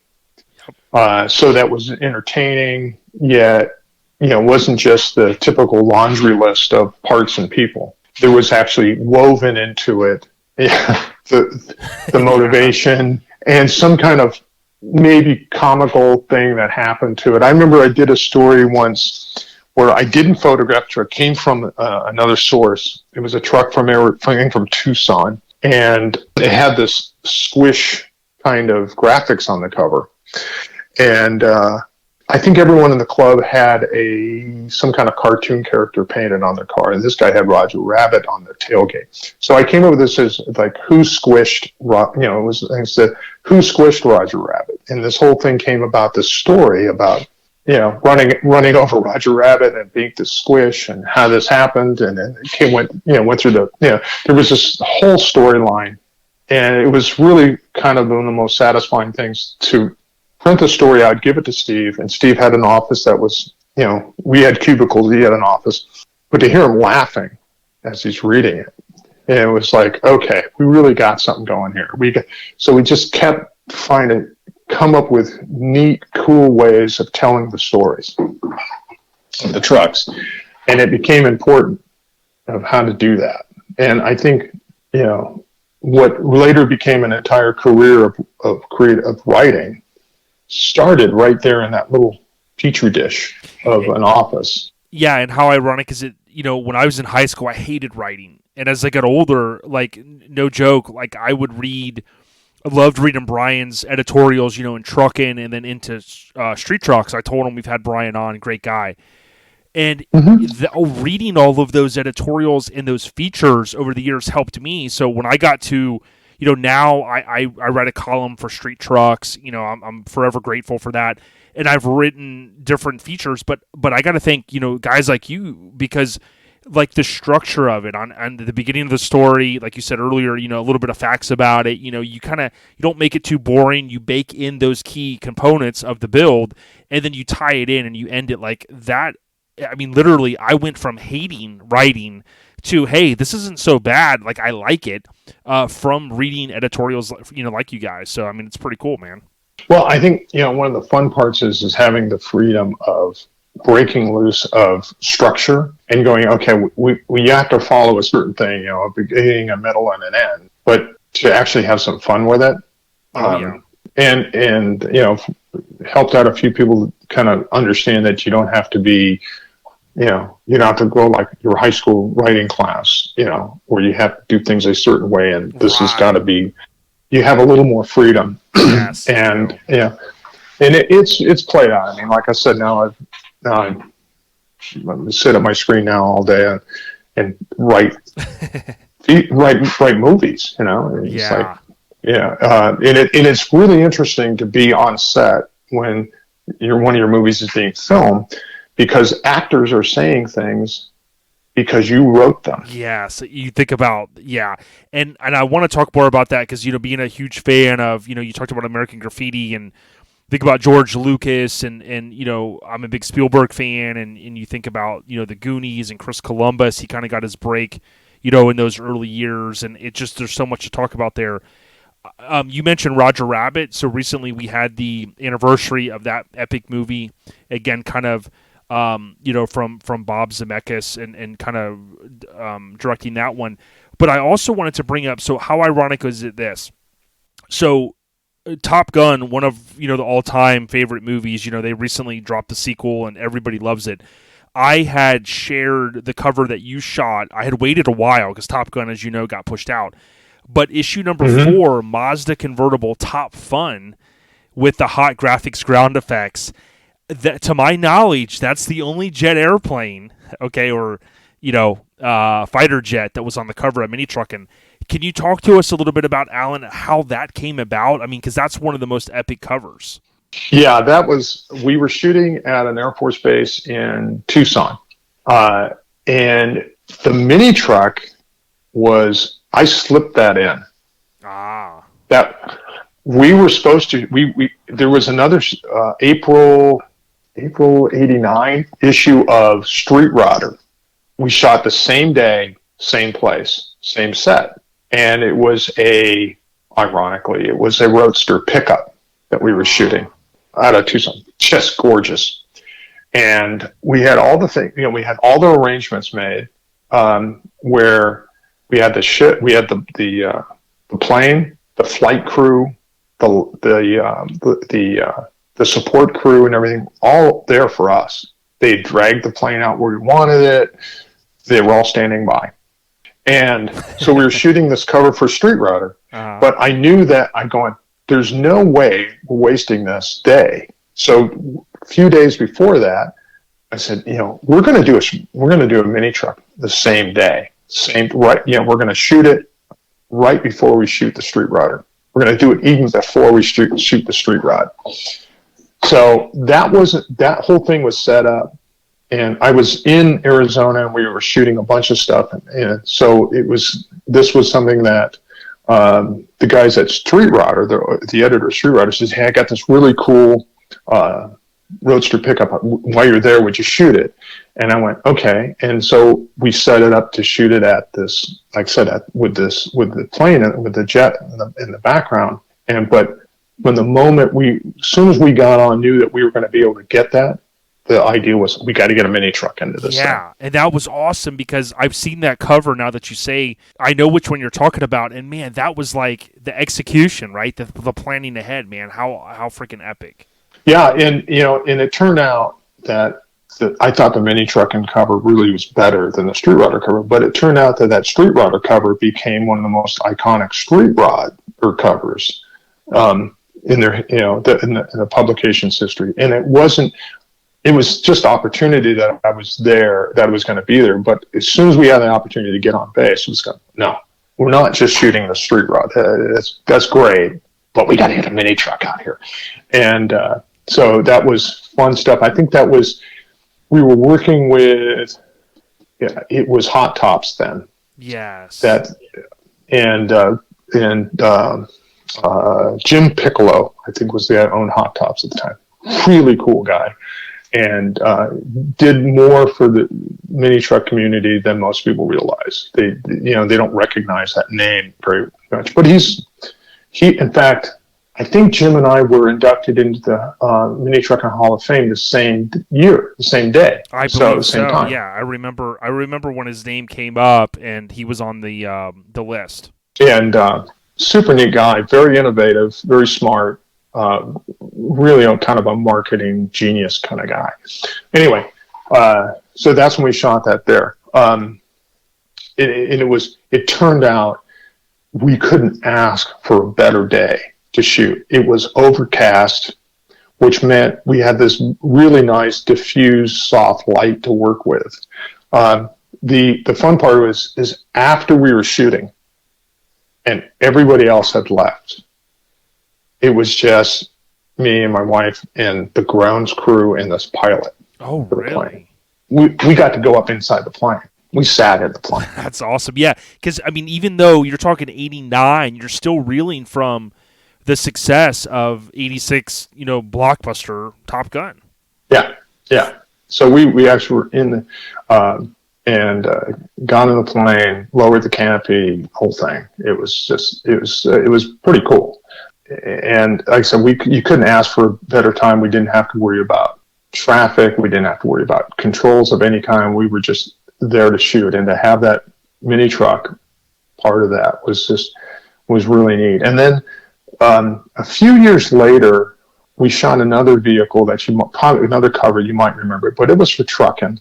It was a peach Isuzu. Yes. Oh yeah, I love that. That's a cool cover. I've got that issue. Yeah, and we shot that at the Phoenician in Phoenix at the resort, and it was a similar thing. We just planned ahead, arranged to have. We had I think we shot that on the 18th green or something, and just having all the right elements. It was just a matter of planning ahead to make that happen. But when we shot, funny thing is when we shot the cover with Red Hot, and what was that, issue number 3 or 4? Yeah, 5, I think. Yeah, 5. 5. And that was done completely on the fly. Yeah, because it was kind of right, because, I mean, me growing up, born and raised in Florida, it kind of looks like you guys maybe back down one of those and then right up to the sand and then boom. Yeah, and we ran over to the biggest planning we did is like we got to capture something about the lifestyle of Florida mini trucking, and wouldn't it be in the beach? I mean, we had access to the beach. We're right there, and Ron John's surf shop was just down the street, the original Ron John, and we went in and we said, hey, we need this. I just talked to the managers there, and I said, I need this, and this for a photo shoot. Oh, okay, they were cool. They just there you go. Took whatever we want, wetsuits, surfboards, whatever you want. Yep. Yeah. And we completely shot that on the fly, and we shot the feature story for Red Hot at a fire station in Cocoa Beach. Yeah, it came out so good, man, and that is just a fantastic photo shoot. It was a matter of just going, okay, let's play this together. We got Red Hot. Let's get a fire station. We just pulled up to the fire station. I went in and talked to the chief, and I said, we want to do this, this, and this. And they were like, the whole crew came out and said, what do you want? What do you need? You need the trucks out? You want lights on? What do you want? That's cool. And it was just like, they were as excited to have us doing it. And it was just, but you had to have a little bit of a vision to go, this truck is way too special just to shoot at a parking lot. Yep. You got to have something cool for it. And I didn't have access, and I was never one that liked shooting in a studio, because it was so stark. Mm-hmm. I liked having life around the, whatever we were doing. Yeah, and like the raw deal, for instance, like those first couple of, I remember a few of them looked like there was actually that cover. There's the roller coaster in the background. Like, to me, like, yeah. I appreciated as Sharks just became the editor, you started getting the late 90s, 10 years later, there were a lot of indoor photo shoots that are iconic, but these early ones, man, like that one with Raw Deal and then the lifted Toyota and then the theme park in the background, I mean, just fantastic. Yeah, and that was an iconic roller coaster. It's in Mission Beach in San Diego. And they were in the process of restoring it, and it's been restored, and you can ride it again, and it's really quite bumpy and rudimentary. But just the fact that was right on the beach, which again played to the understanding of part of what when you say San Diego, you think of beaches, you think of that kind of atmosphere, and that was a pretty heavy cruising spot for a lot of the mini truck community, was to go to that area on Friday nights or Saturday nights and congregate. So it kind of played into that space. And again, it was just a matter of two things: planning, a little bit of planning, and having a little bit of guts just to clear things out of the way and get it done. Yeah. Yeah, and since we're on a roll, I mean, I was thinking, so the other two covers we'll talk about then is we had Sal Napoli on, right? So Sal, his truck runs on issue 6, I See You Looking, right? Kind of with that license plate rally in Vegas. The crazy thing, you probably know this about Sal's truck, basically he gets on 4 covers, including Mini Truckin and Truckin', and the truck looks totally different every time. And I've told people, I'm like, dude, that's a run that you'll never see. I mean, you just don't see that. Like maybe like Doug Starbuck, okay, first guy, he's on the cover twice with his Blazer. Totally get it, right? I mean, there's a lot of trucks over the years, as you know, on different publications more than once, sometimes 3 times. But 4 times with 4 different looks, I mean, dude, that's just insane. Yeah, he was a really creative guy. Really a fun guy to be around. Just always something to be laughing at and with and stuff. He was a very creative guy, and I think the cover you're talking about was maybe the first time it was on, and you're right. It looked completely different every time. You would never know it was the same truck unless and that was fun. We had went to Vegas. And they were going to have this. The club was having this event, this navigational gimmick rally. Right. And we went, this is perfect. This is what we're talking about. This is the lifestyle thing that you need to keep interjecting. Is that mini trucking is more than just going in your garage and hibernating and building a truck. You build it because you have this whole community to work with, and that wants to work with you, and you want to be a part of. And so, everything you do in your life is going to have a piece of that. That truck's part of it. So this was a perfect opportunity to bring that out as in not just in a feature, but in an entire cover.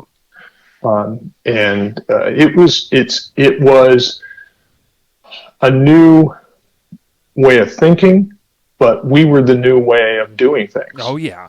And speaking of that, summer 90. So your last cover credited for Mini Truckin' was Robert Hess's 720 Mindbender. And how cool was that? You kind of got the diner feel, right? I mean, the girl coming out on the skates, the truck backed in, him looking up at her. You got a live background. There's people over there eating. But dude, awesome.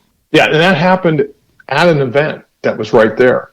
And a few months later, there was a cover of Street Machines that came out that had a pink 58 Corvette, blown, unbelievable 58 Corvette. We shot that at the same time. Again, it was like we're shooting the mini truck cover. Oh, here's this other bitchin' car for a whole different world. Yep, that aren't going to cross paths. Boom, let's do it. But it's like influenced, Yes, yeah, absolutely. The trick, totally custom Corvette didn't influence the mini truck. The mini truck influenced what we did with that. Oh yeah. with the Corvette. And yeah, that was a really fun cover, and it came together really quickly. And again, it was a matter of vision, just seeing, okay, how do we play this, and doing it. That was one of those on the fly kind of visionary things that you just kind of go, yeah, that's how we should do this. And it would be cool, and it would look great. Yeah, and the success was there, man. You guys were seeing it. Yeah, it is. And it was a nice truck. But the great part about trucks like that, it was a nice truck, but it was an achievable build that you could look at and go, if you were in North Dakota, you could go, I can build this truck. Yep. I could build one like that. Lear camper, topper shell, some wheels, lower it, boom. It was all attainable. And it really showed that no matter where you were at, you could build something like that. Oh yeah. I can do that. It's not so, I don't have to have a $50,000 budget and access to a chrome shop to make the truck I want. Look, I can do this. And yeah, was it a nice truck? Super nice truck, but it was achievable. And I think that's part of the magic that was the mini truck community then. And Jason, it seems to be spinning right back around. It seems to be, the whole thing seems to be heating up again, and it's so exciting to see and be a part of. Yeah, it is. Yeah. I think you're spot on, Alan, and we've seen some guys getting a little older. I mean, I'm into collecting the bikes. I don't have the biggest collection, but I've got my little fair share of Mongoose, which I grew up riding, as you know. Kind of some of your era was, the banana seats and the stuff my dad would talk about, and, the BMX bikes come in, and you were a part of that, of course, as well. But it's kind of cool because a lot of us have gotten to an age where we go, we're never going to live forever. Let's, enjoy life while we can, decent paying job here and there, and things, although kind of got out of hand in mini trucking with the biggest wheels and the lowest and the most chrome. A lot of guys are getting back to the roots going, hey, man, static drop, camper shell, topper, loving life, man. Yeah, and to me, that's so exciting. I mean, when all you would see in pages were the high buck vehicles, you lose your sense of, I can do that. You almost feel like driving yours, bringing yours out. I'm driving something inferior. It's not as cool. Yep. And this was really something that, again, Steve and I, particularly Steve, looked at right from the beginning. He was very, very close friends, and then I became friends with as well with Boyd Coddington. Mm-hmm. In fact, a little funny story is when it was like 80, maybe 88, the new Chevy shape came out, and it was GMC and Chevy trucks. And Steve bought one of the first ones and took it right to Boyd, and Boyd, lowered it in tires and wheels and did some nice stuff to it. But he was also building at that time a chop top GMC truck, which was going to be exclusively covered in trucking. Mm-hmm. Okay, so and that truck had to be, like I said, brand new truck, and they were chopping it, channeling it, doing all kinds of really trick stuff to it. So every day I had access to Boyd's shop, and I would, Steve and I one of us would go over and we'd shoot progress shots every day. Awesome. Well, the really awesome part of that story is right next to that, being built in the same space, was something that was exclusive to Hot Rod, and it was Cadzilla being built for Billy Gibbons. Yeah, Cadzilla, Billy Gibbons, ZZ Top. And so they were being built like next to each other. So every day we'd go over and we'd shoot progress of the trucks. Well, we would also sneak some shots of the progress of Cadzilla. Very cool. So we had all these shots of Cadzilla being built up. So we were talking when it was done, when both vehicles were done, and it was a year later or something. I think we were at SEMA show the year after, and both vehicles were there. And we were talking with the guys from Hot Rod Magazine. And they told us, they go, they were laughing and says, we got shots of that whole thing your whole truck being built.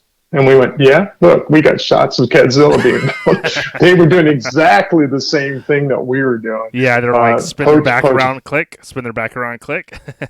Yeah, it was really funny. But but we had this connection with Boyd, and Boyd was building these high dollar street rods. Yep. And because they were so cool, I mean, and they were pretty darn cool.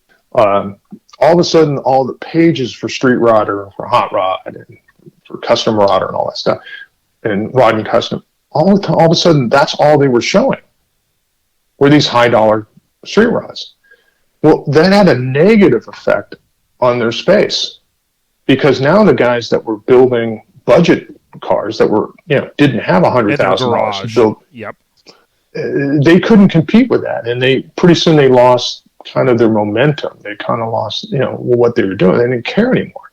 So we noted that really quickly, going, you can't just have the baddest builds. Mm-hmm. You got to have a mixture.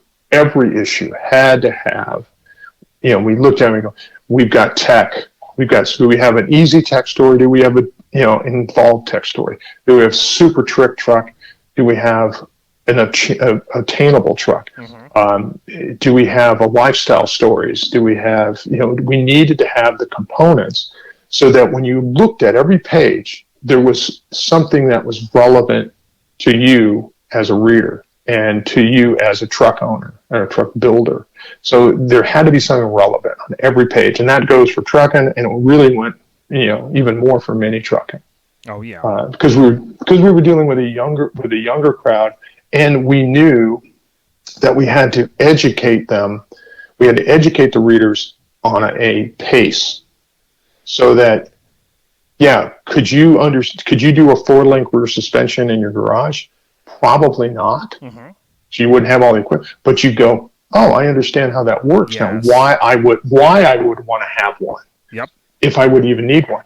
But we'd always do stories, a lot of stories on just simple suspension tricks or simple body mods, simple interior, so that you kind of go, hey, I can't do the $10,000 trick thing, but I can do the $100 cool thing.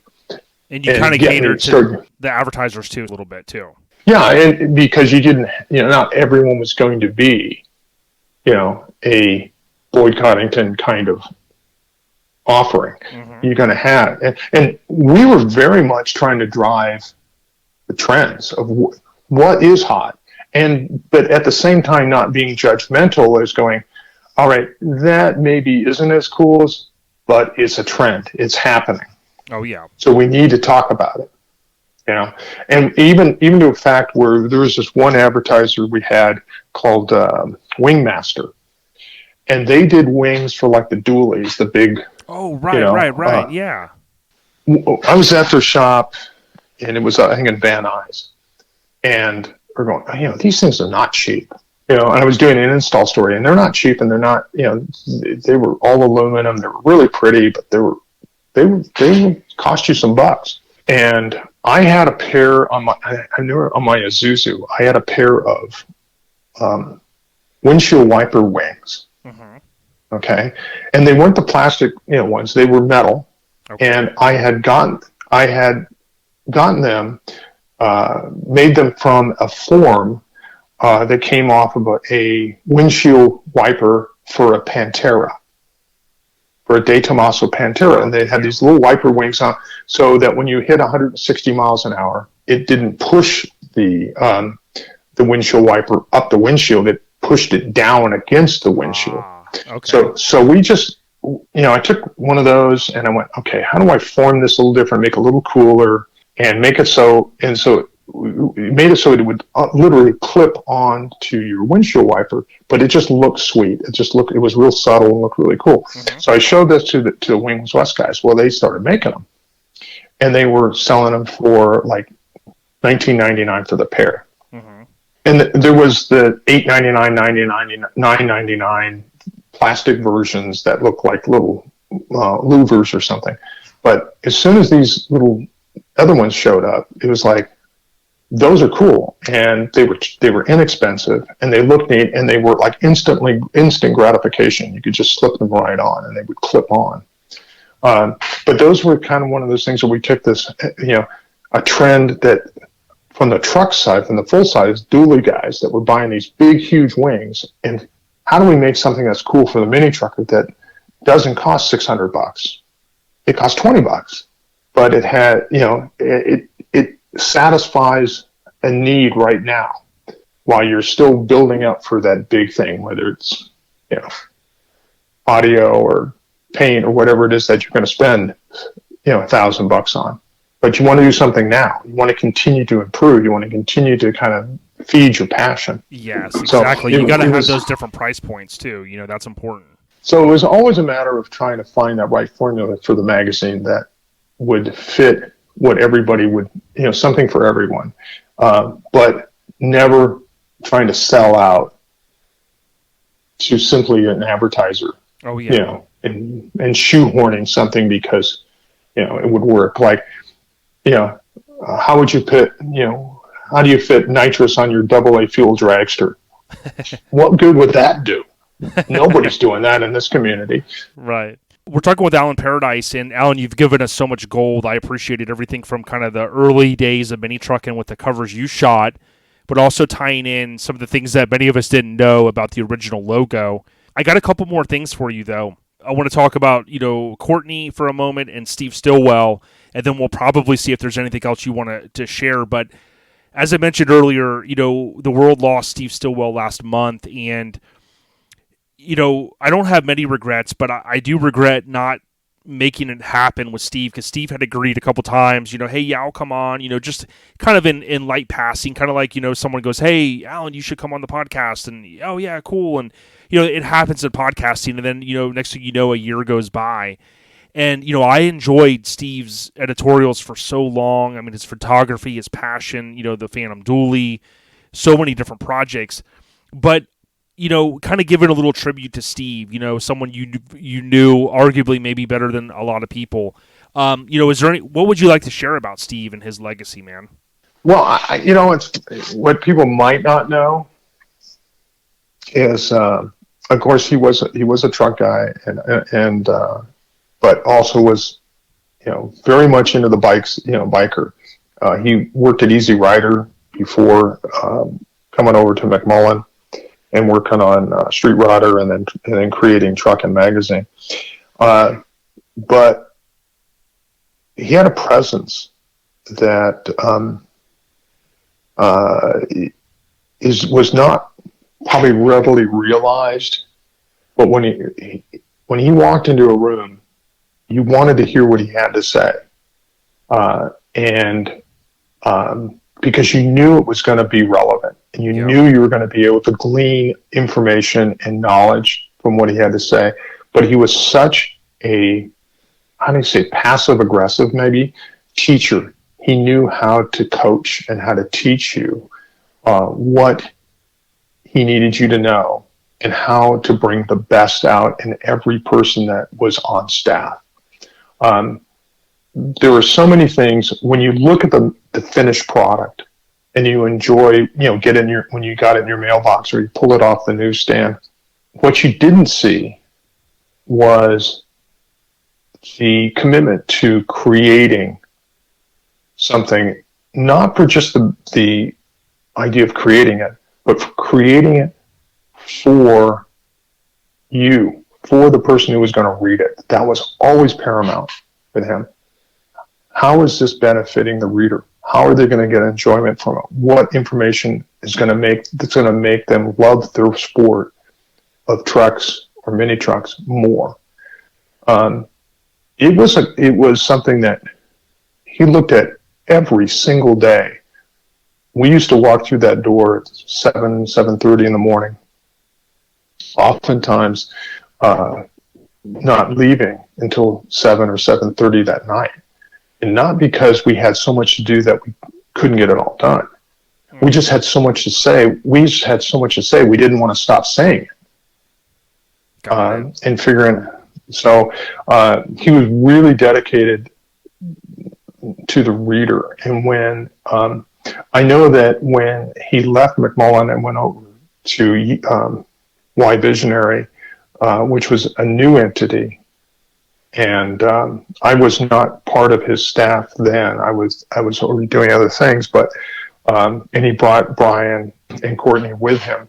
He did that with a lot of sorrow that he had to leave trucking to do it, to continue to create the publication he felt was speaking to the base.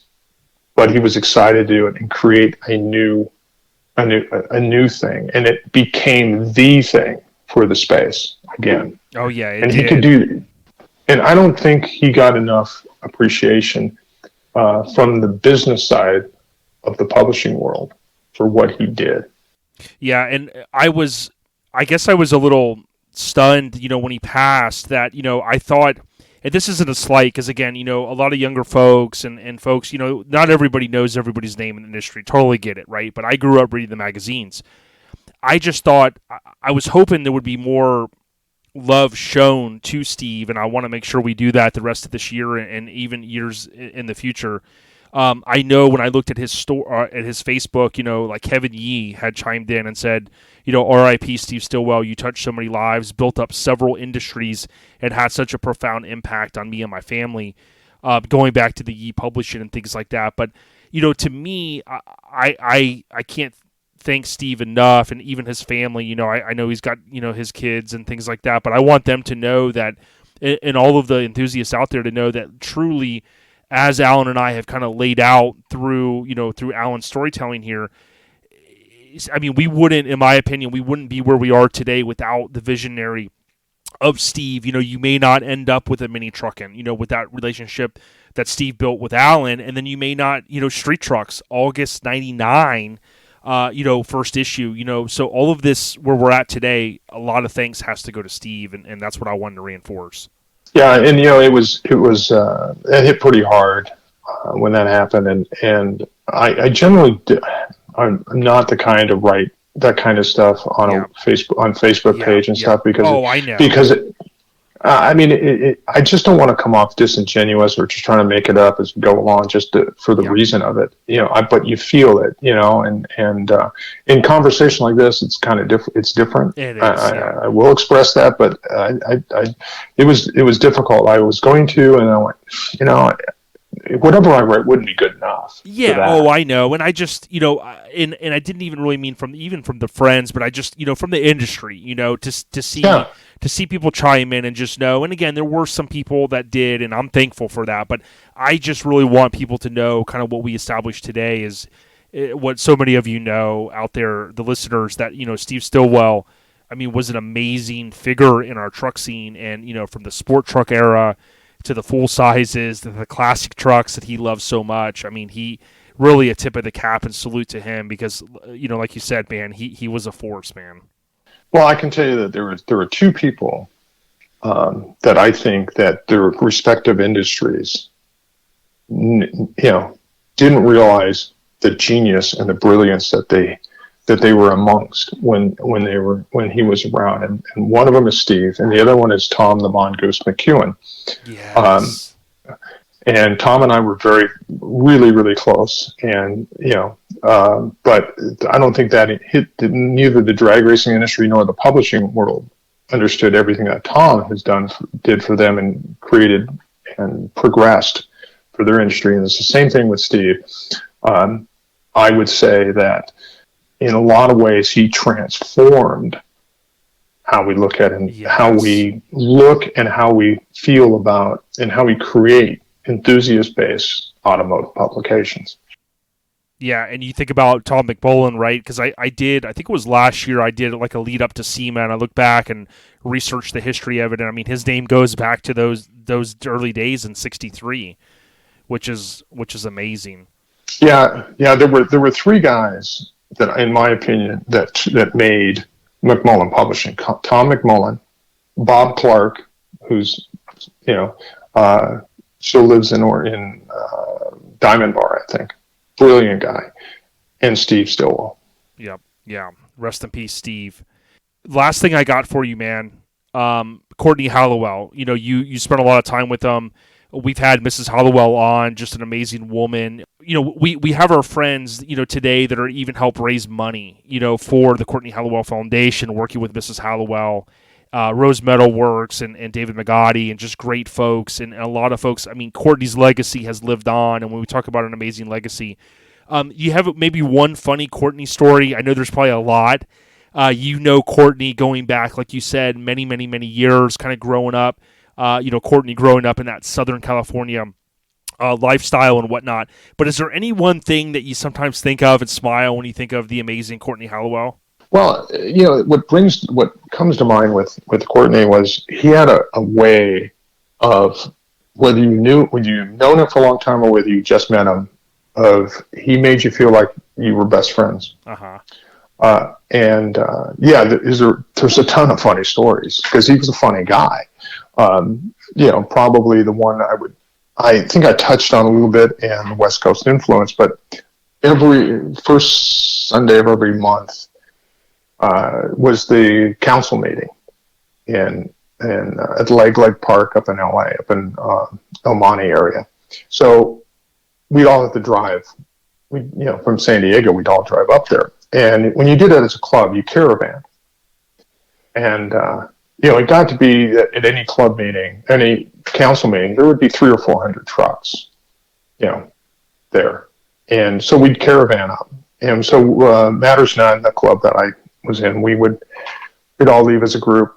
And we got up there, and Class Act wasn't around.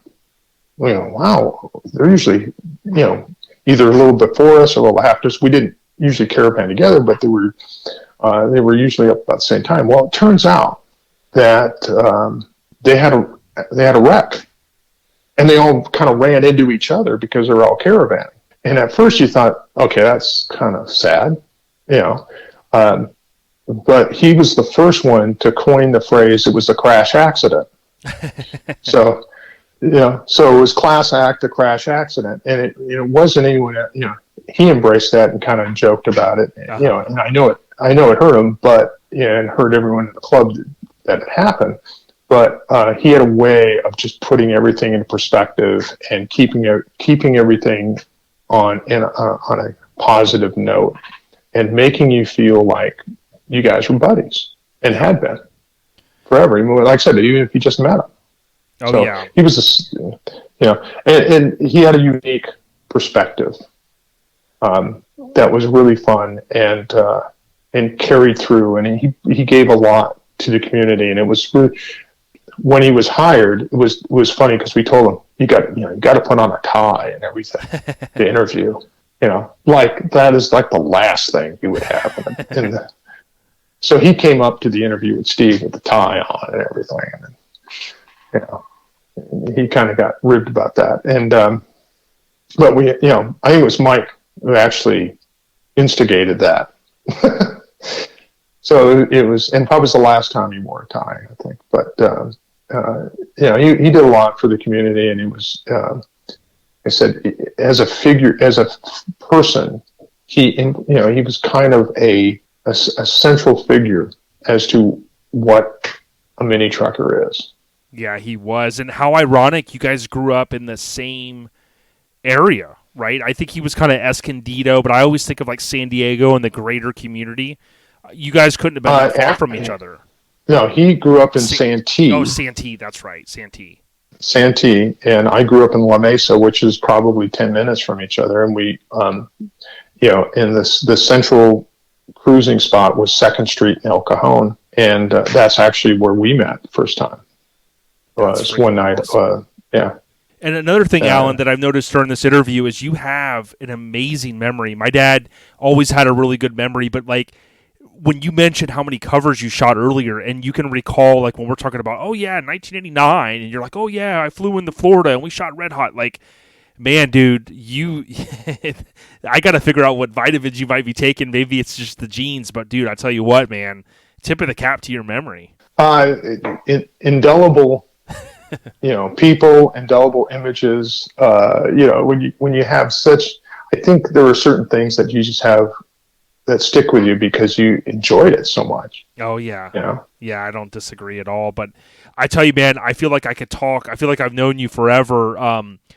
It's been really awesome reminiscing, and I think, I definitely hit on some of the questions I wanted to really kind of pick your brain. I mean, you gave us so much gold, man. I mean, I really mean that. And before I maybe ask you if there's anything else, is there anything maybe that that you wanted to cover?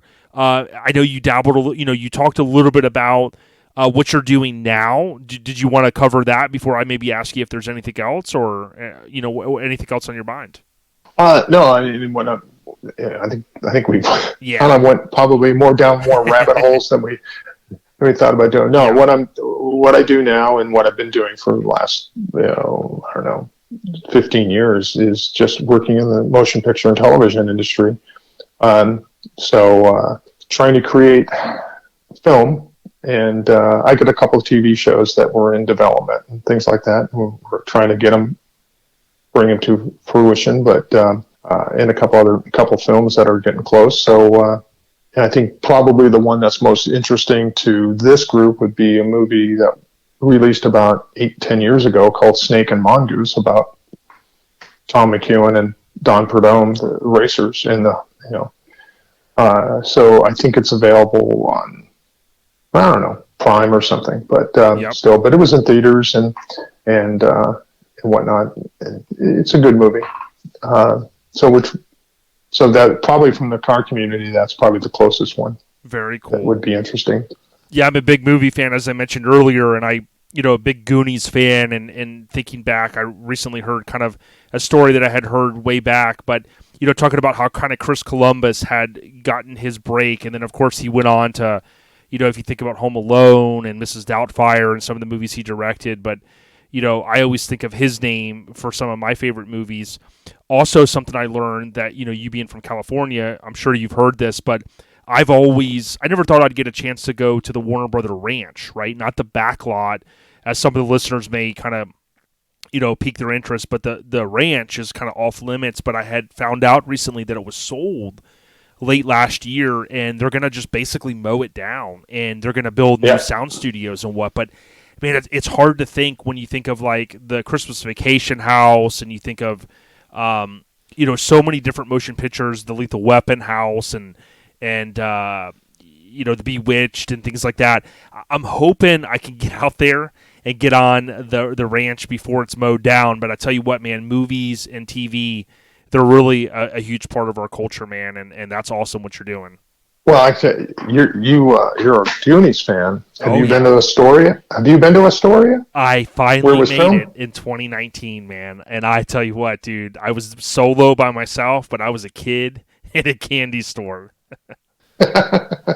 Yeah, I mean it's pretty wild. I mean they really embrace it. Oregon really embraces the film history that they have. With Stand By Me and others, and so but the Goonies shot right in Astoria, and all those you can tour. I mean, I think, did you go on the tour or what? No, and I wish I had, because there was, I wanted to go. I wanted, with movie site locations being such a big thing now, I kind of wanted to go and hit on all of the little pieces. And I had a short time. I spent most of my time at what, as you know, is now the Oregon Film Festival or Museum.